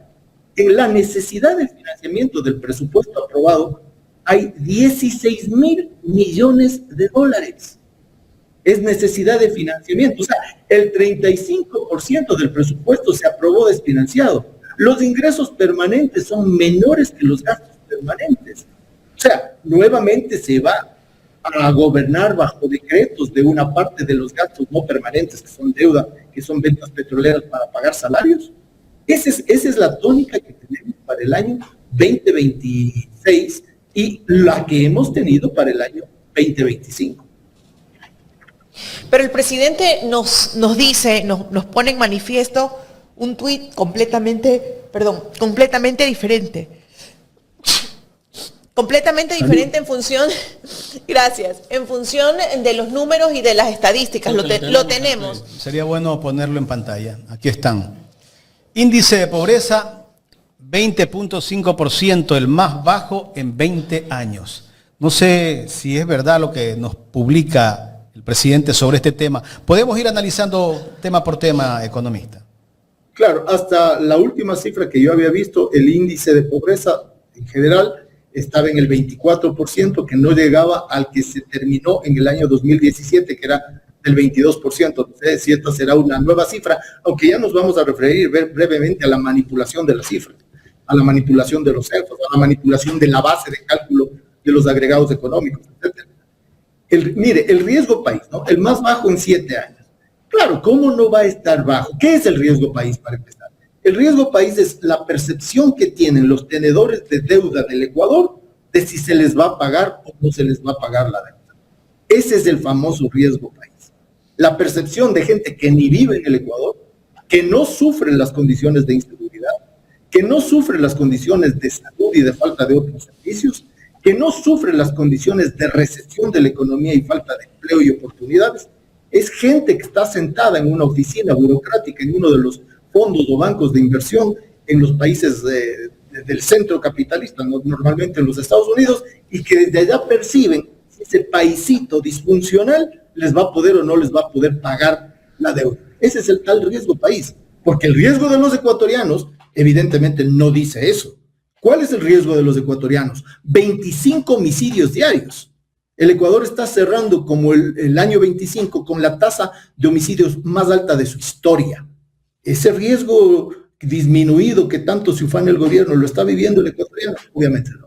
Ese es el tal riesgo país. La inflación dice la inflación del 1.2%. Para empezar, la inflación baja que tiene el Ecuador viene siendo producto de la dolarización desde hace varios años atrás, más de 10 años. Pero no quiere decir que porque tenemos esta inflación baja, los precios han dejado de crecer. No, los precios han seguido creciendo, pero a una tasa más lenta que la inflación baja. Pero hay otro elemento. Cuando usted observa los deciles de ingreso en el Ecuador, usted tiene, y óiganme esto, el 50% de los ecuatorianos, el 50%, no llega a apropiarse de lo que se apropia el 10% más rico de los ecuatorianos. El 10% más rico de los ecuatorianos se apropia del 45% del ingreso. Y el 1% de los ecuatorianos más ricos se apropian del 18% del ingreso. Y el 50% de los ecuatorianos no llegan ni a la mitad de lo que se apropia el 10% más rico. Entonces, cuando hablamos de subidas de precios, no es a todos por igual, y la inflación es una medida de a todos por igual. Una cosa es que le suba $1 el galón de diésel a una persona que se encuentra en el decil más bajo, que no llega ni siquiera al umbral de pobreza, entendiendo que la pobreza en el Ecuador son apenas $90 por mes. Así se mide la pobreza. Entonces, lo que acá nos están diciendo es que las personas que tienen un poquito más de $90 por mes estarían por sobre el 20%, lo cual no es verdad, ¿no? Entonces, ¿cómo usted debe calcular cómo le impacta a una economía y a una sociedad tan desigual este tipo de cosas? Entonces, a una persona que esté en el decil más bajo, que no llega ni a el 10% más pobre de los ecuatorianos, no llega ni siquiera al 1.2% del ingreso. 10%, o sea, estamos hablando de 1.800.000 personas, 1.800.000 personas que no llegan ni siquiera a tener el 1.2% del total del ingreso. Dígame usted si ese 1.800.000 no le afecta enormemente la subida de $1, y para ministros como Inés Manzano o Reinberg o los otros que dicen, no entendemos por qué un aumento tan pequeño del diésel genera una protesta tan grave, esta gente violenta. Claro, porque ellos viven en una burbuja donde eso no significa. ¿Y qué va a pasar cuando el gobierno le quite esa compensación al diésel a los transportistas? Porque el gobierno anunció que esto era por 6 meses o por 8 meses. Y por ahí se dice que para enero o febrero ya no está ese presupuesto. Seguramente los transportistas tendrán que elevar el precio del pasaje porque no les alcanza. Seguramente lo harán, y los transportistas de carga y los transportistas comunitarios que tienen que pagar el diésel y que tienen impacto en la salida de los productos y en la entrada de los insumos a las comunidades, y luego dicen por qué el movimiento indígena protestará por tan poquito aumento. Pero déjenme abordar otra parte importante que le decía al principio, Jaime, que es lo que sí ha crecido en el Ecuador es la economía criminal. Y esto es muy preocupante. Eso sí ha crecido. Mire, en el año 2024, ya gobierno de Noboa, con el aumento del IVA, disque para combatir la inseguridad, con todo el plan Fénix que no sabemos ni de qué se tratará, y con toda esa parafernalia de shows con los militares y los policías allanando casas, y ahora les vemos incluso que allanan casas y se roban las joyas y la plata de la gente que allanan. Eso estamos viendo, ¿no? Con todo y eso, en el año 2024, el sector financiero, el lavado financiero del Ecuador, representó el 5.7% del PIB. 7.200 millones de dólares. Por eso estamos viendo que todo el tiempo crecen las utilidades. A pesar de que la economía está totalmente estancada, crecen las utilidades. Y una de las utilidades que creció, probablemente la que más creció, es la del Banco del Litoral. 518% en el año 2025 hasta noviembre. Pero bueno, la economía criminal sí ha crecido. 7.200 millones de dólares de lavado financiero. Y el tamaño de la economía criminal representa el 13.15% del PIB. 13.15%. La gente dirá, ¿y de dónde viene todo esto? Bueno, veamos. Narcotráfico, minería, pesca y tala ilegal, contrabando, trata de personas y tráfico de migrantes, falsificación de dinero, corrupción pura y dura, y lavado basado en el comercio interno. sea, es una penetración enorme de la economía criminal en la economía ecuatoriana. O sea, ¿es lo que mantiene la economía actualmente, economista, entonces? Ahí voy, Carlita. Yo estoy ahora participando en un grupo que está haciendo una investigación sobre estos avances de la economía criminal en la región, y uno de los países que más llama la atención es el Ecuador. ¿Por qué? Porque justamente lo que podemos percibir intuitivamente, bueno, la economía se está sosteniendo en base a la economía criminal. No es así. ¿Por qué? Porque estas economías criminales actúan como lo que en economía se denomina economías de enclave. Es decir, entran estos ingentes recursos, gigantescos, inimaginables recursos, pero no permean a la economía. No es que van a aumentar el empleo, no es que van a generar inversión, no es que van a mejorar el consumo de los ecuatorianos, no. Como van localizados a los grupos que tienen este control, que son altamente centralizados y concentrados, lo que sí hace estos ingentes dineros es aumentar la capacidad financiera de los grupos criminales. ¿Y cómo se aumenta eso?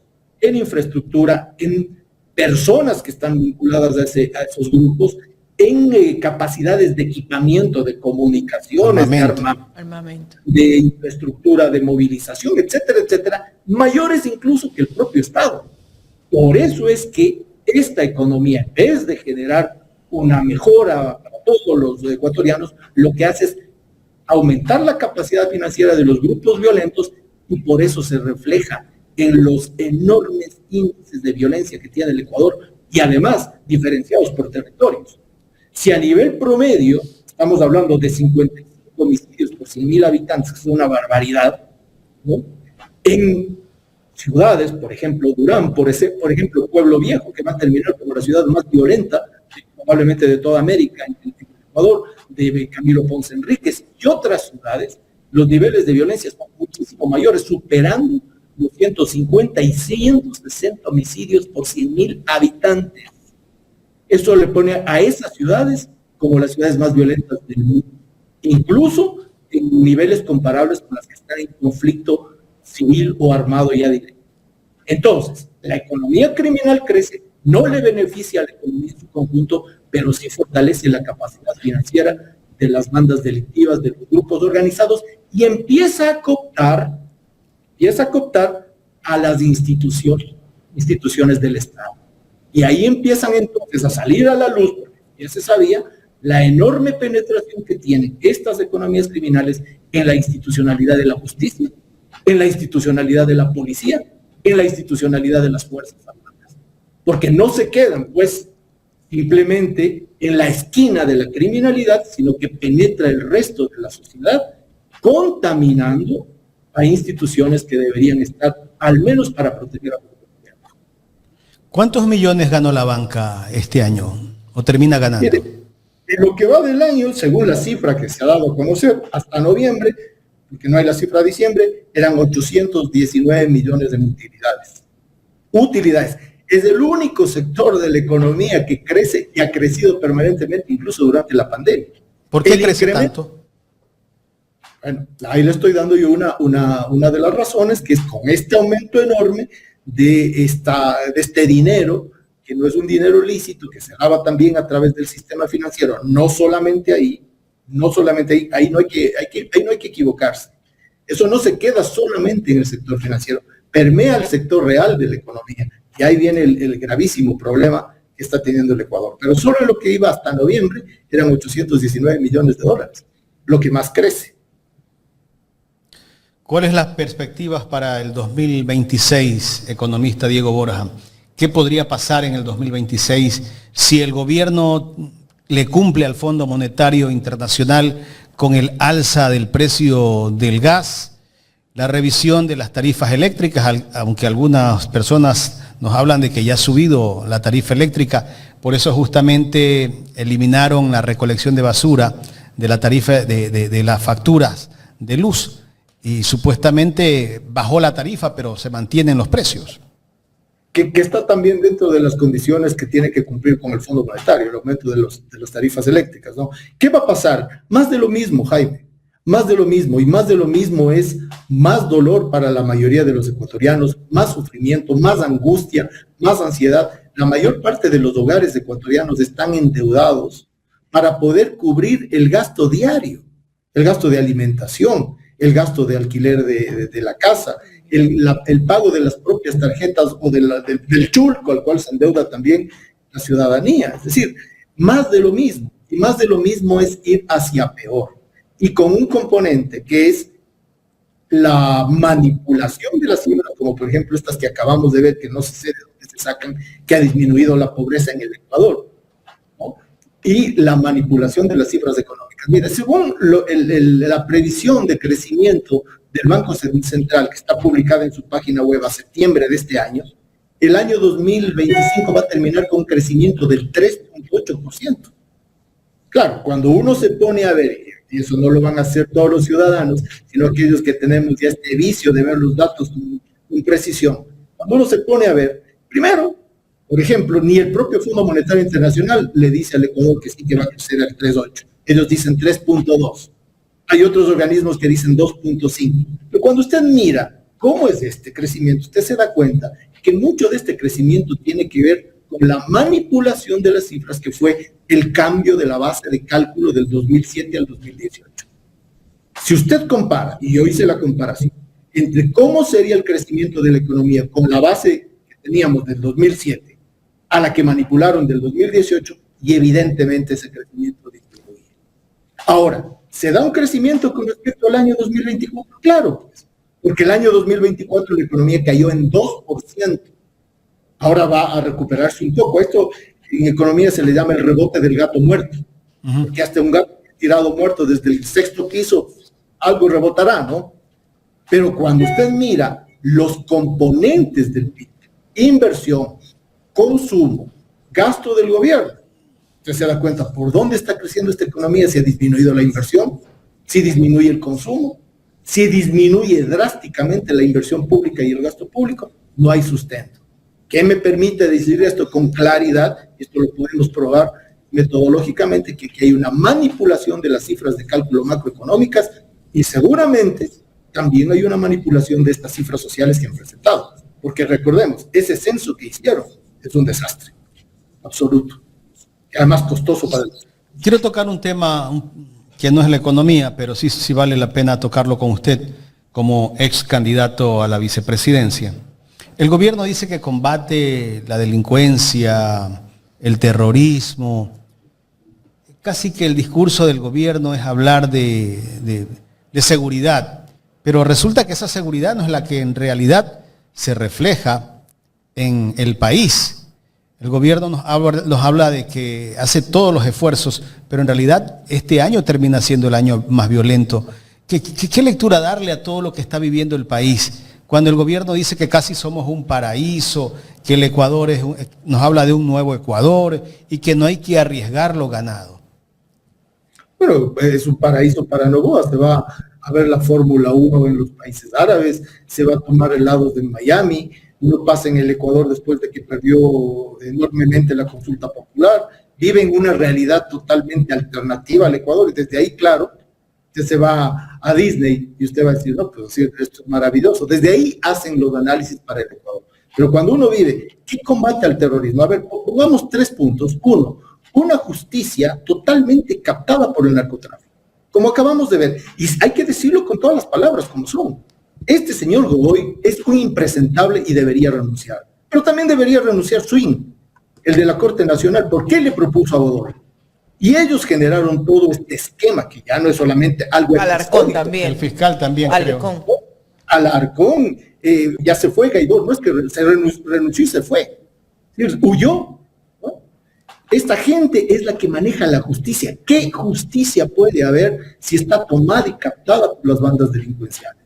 ¿Eso es luchar contra la inseguridad? Obviamente no, porque ahí se ve que hay acuerdos clarísimos con el Ejecutivo. Primero. Segundo, el escándalo, que yo no sé cómo es posible que esto se sostenga y no pase nada, el escándalo de la autobomba puesta por el gobierno en la bahía en Guayaquil.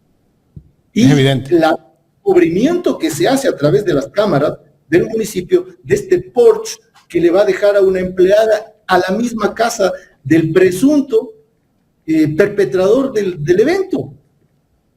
Imagine, eso es luchar contra la inseguridad. Y encima más este Porsche pertenece a una de las empresas de la familia del presidente. O sea, la familia presidencial vinculada a un hecho terrorista. ¿Qué lucha contra la inseguridad es esta? Y claro, en ese contexto, tenemos a un ex vicepresidente secuestrado y torturado en las cárceles del gobierno de Novoa, contra toda disposición, incluso internacional, de medidas cautelares y contra toda lógica, incluso jurídica y humana. Y humana, aquí ya no se trata de si me cae bien o no me cae bien, porque claro, aquí se trata de que ya cumplió la condena y que se le está negando justicia. Eso es parte de la seguridad, pues. ¿Acaso que la seguridad solamente son tiros y balas? Y además, váyase a ver usted con qué intención se hace, porque aquí ha salido a luz que hay 16 militares ya sentenciados por el asesinato y tortura de los 4 niños de la tortilla. ¿Qué lucha contra la inseguridad? Es un país absolutamente destrozado por el gobierno de Novoa. Economista, ya en la recta final, ¿existe Estado de Derecho en nuestro país? Sin duda no. Sin duda no. ¿Qué Estado de Derecho es un Estado en el cual, porque los jueces de la Corte Constitucional a usted no le cumplen su capricho, les coloca incluso como delincuentes en fotos, señalándoles como enemigos del país? ¿Qué Estado de Derecho hay cuando usted no puede acceder a un beneficio de la justicia, como es el habeas corpus? Habemos cuerpo, tenemos a la gente presente aquí para exigir justicia y hacen lo que hicieron con el ex vicepresidente Jorge Glass, que es un escarnio, es una tortura, es un trato degradante y que son crímenes de lesa humanidad, que no prescriben. Esta gente que se cree intocable, gigantes empoderados porque tienen un minuto de poder, no se equivoquen. A los enanos la historia les pone en su lugar, a los enanos políticos, a los que no cumplen ni siquiera con las promesas que le hicieron. En ese tuit dice el presidente que hay un pacto entre, no en ese tuit, lo dice Yajaira Urresta, pero también él comenta allí que hay un pacto entre, creo, el PSC y el correísmo. ¿Qué criterio tiene usted de lo que están creando? No sé si, bueno, es una narrativa del gobierno que lo que quiere es que no le dejen seguramente, que la justicia en realidad sea justicia. Ellos lo que quieren es seguir manejando la justicia. Bueno, lo que acá hemos visto es no solamente un manejo, como hay a veces incidencia de los poderes en la justicia, pero hay un equilibrio. Acá no, acá hemos visto otra cosa, que es una absoluta disrupción de lo que es la justicia en el Ecuador. ¿En qué sentido? Ya no es ni siquiera la penetración de una cierta influencia de un poder sobre otro, no. Aquí es la penetración de un esquema en el cual claramente se beneficia a sectores vinculados a la economía ilegal. Y con la complicidad de varios medios de comunicación que o sacan noticias chiquitas, o no sacan nada, o sacan solamente cuando ya el escándalo es gigantesco. Mire, yo hubiera esperado, por ejemplo, que esta investigación que hacen medios croatas, serbios y canadienses sobre la contaminación de los embarques de Novoa Trading con cargamentos de droga, en las que supuestamente uno de los capos de los Balcanes tenía la exclusividad para el uso de este transporte, hubiera sido una noticia mucho más sonada en el país. ¿Pero qué hicieron? La acallaron. Y la justicia, ya digamos que los medios la han acallado por razones corporativas, no quieren sacar ese tipo de noticias. ¿Y la justicia? ¿Dónde está la justicia? ¿Por qué no investigan eso? ¿Por qué no hay allanamientos? ¿Por qué no hay investigación exhaustiva con todo lo que se explica? Esos elementos son los que están llevándole al Ecuador a una suerte de barbarie institucional, a un descalabro total de la institucionalidad sobre el cual se monta también el crimen organizado. Porque las bandas criminales internacionales miden qué países tienen institucionalidades porosas, institucionalidades débiles, institucionalidades vulnerables, y ahí penetran. Ese es parte del tema del crecimiento de la violencia en el Ecuador. Entonces, si tenemos una institucionalidad como esta, sobre todo en la justicia, en las Fuerzas Armadas, o sea, lo que se ve por las redes es escandaloso. Un grupo de militares que allanan una casa supuestamente un operativo criminal, y que terminan siendo los criminales que se han robado la plata de la familia allanada. Eso es destrucción de la institucionalidad. Eso es lo que tenemos con el gobierno de Noboa. Economista, finalmente, ¿usted sigue en la RC o se mantiene independiente? No, mire, yo estoy absolutamente vinculado a toda la lucha política que está dando la Revolución Ciudadana. Creo firmemente que la convención de ahora de enero tiene que ser un espacio para consolidar la unidad de la Revolución Ciudadana, tiene que ser un espacio para clarificar el proyecto político, tiene que ponerse a la política por delante. Siempre va a haber roces personales, no vamos a estar de acuerdo con unos o con otros, pero no podemos poner las diferencias personales por encima de un proyecto nacional en el cual podamos recuperar la patria. Porque esa frase en este momento no es una frase minúscula, no es una frase electorera. Recuperar la patria. Porque lo que le están haciendo al Ecuador es dejándola en suletas. Y cuando hablamos de la patria, hablamos de las personas, hablamos de la gente que está muriendo, de la gente que está sufriendo. ¿Está en el Ecuador el economista Diego Borja o está fuera del país? No, Jaime, no estoy en el Ecuador porque tengo yo un proceso, y si me permite 2 minutos, un proceso fiscal por una barbaridad que además se basa en una denuncia anónima de un personaje que ni siquiera quién es, pero debe ser un ignorante completo, que habla de que el presidente Correa y yo hemos emitido bonos inservibles, 8.000 millones de dólares en bonos inservibles. Esa figura, para empezar, no existe. Y no es que Correa como presidente y Borja como ministro de Política Económica podían firmar la emisión de bonos, así no se hacen las cosas. Pero en el país del todo al revés, esa denuncia fue aceptada, la Fiscalía tiene esta indagación fiscal que hay todos los criterios para poderla archivar, incluso tengo abogados internacionales que han hecho un análisis profundo de esta investigación. No hay ninguna sustento para poderla llevar adelante, pero fíjense de lo que nos acusan. Nos acusan de emisión de bonos inservibles especulados, nos acusan de crímenes de lesa humanidad y nos acusan de crímenes de, ¿cómo se llama esto? Delincuencia organizada. ¿Cómo con esas acusaciones esa es la justicia? Sentirme medianamente protegido en un país donde estamos viendo quién maneja la justicia? Entonces yo estoy ahora aceptando, desde hace tiempo ya, un proyecto interesante como es este estudio de las economías gravemente penetradas por la criminalidad. Mientras tanto, se sigue defendiendo el economista Diego Borja aquí en el Ecuador. Por supuesto que sí, tengo el abogado que es Jofre Campaña, que me defiende en el Ecuador, y que es el que recibe este tipo de comunicaciones. Miren, esto lo han visto juristas españoles, lo han visto juristas latinoamericanos, y cuando revisan la interacción contra el expresidente Correa y contra mí, además, que me ponen a mí un cargo que no ocupé, que quieren el gobierno del presidente Correa, es un mamotreto. Pero en justicia ecuatoriana, entre comillas justicia, estos mamotretos sirven para la persecución. El lawfare en su máxima expresión. Economista, queremos agradecerle por esta entrevista y también desearle un venturoso 2026. Igualmente para ustedes. Gracias por la entrevista. Gracias al economista Diego Borja, y bueno, esperemos que en algún momento brille la justicia en este país, ¿no? Porque cualquiera que se niegue a seguir la agenda del gobierno o a cualquier persona, político, personaje político que lo vea como un contrincante, como un opositor, es perseguido.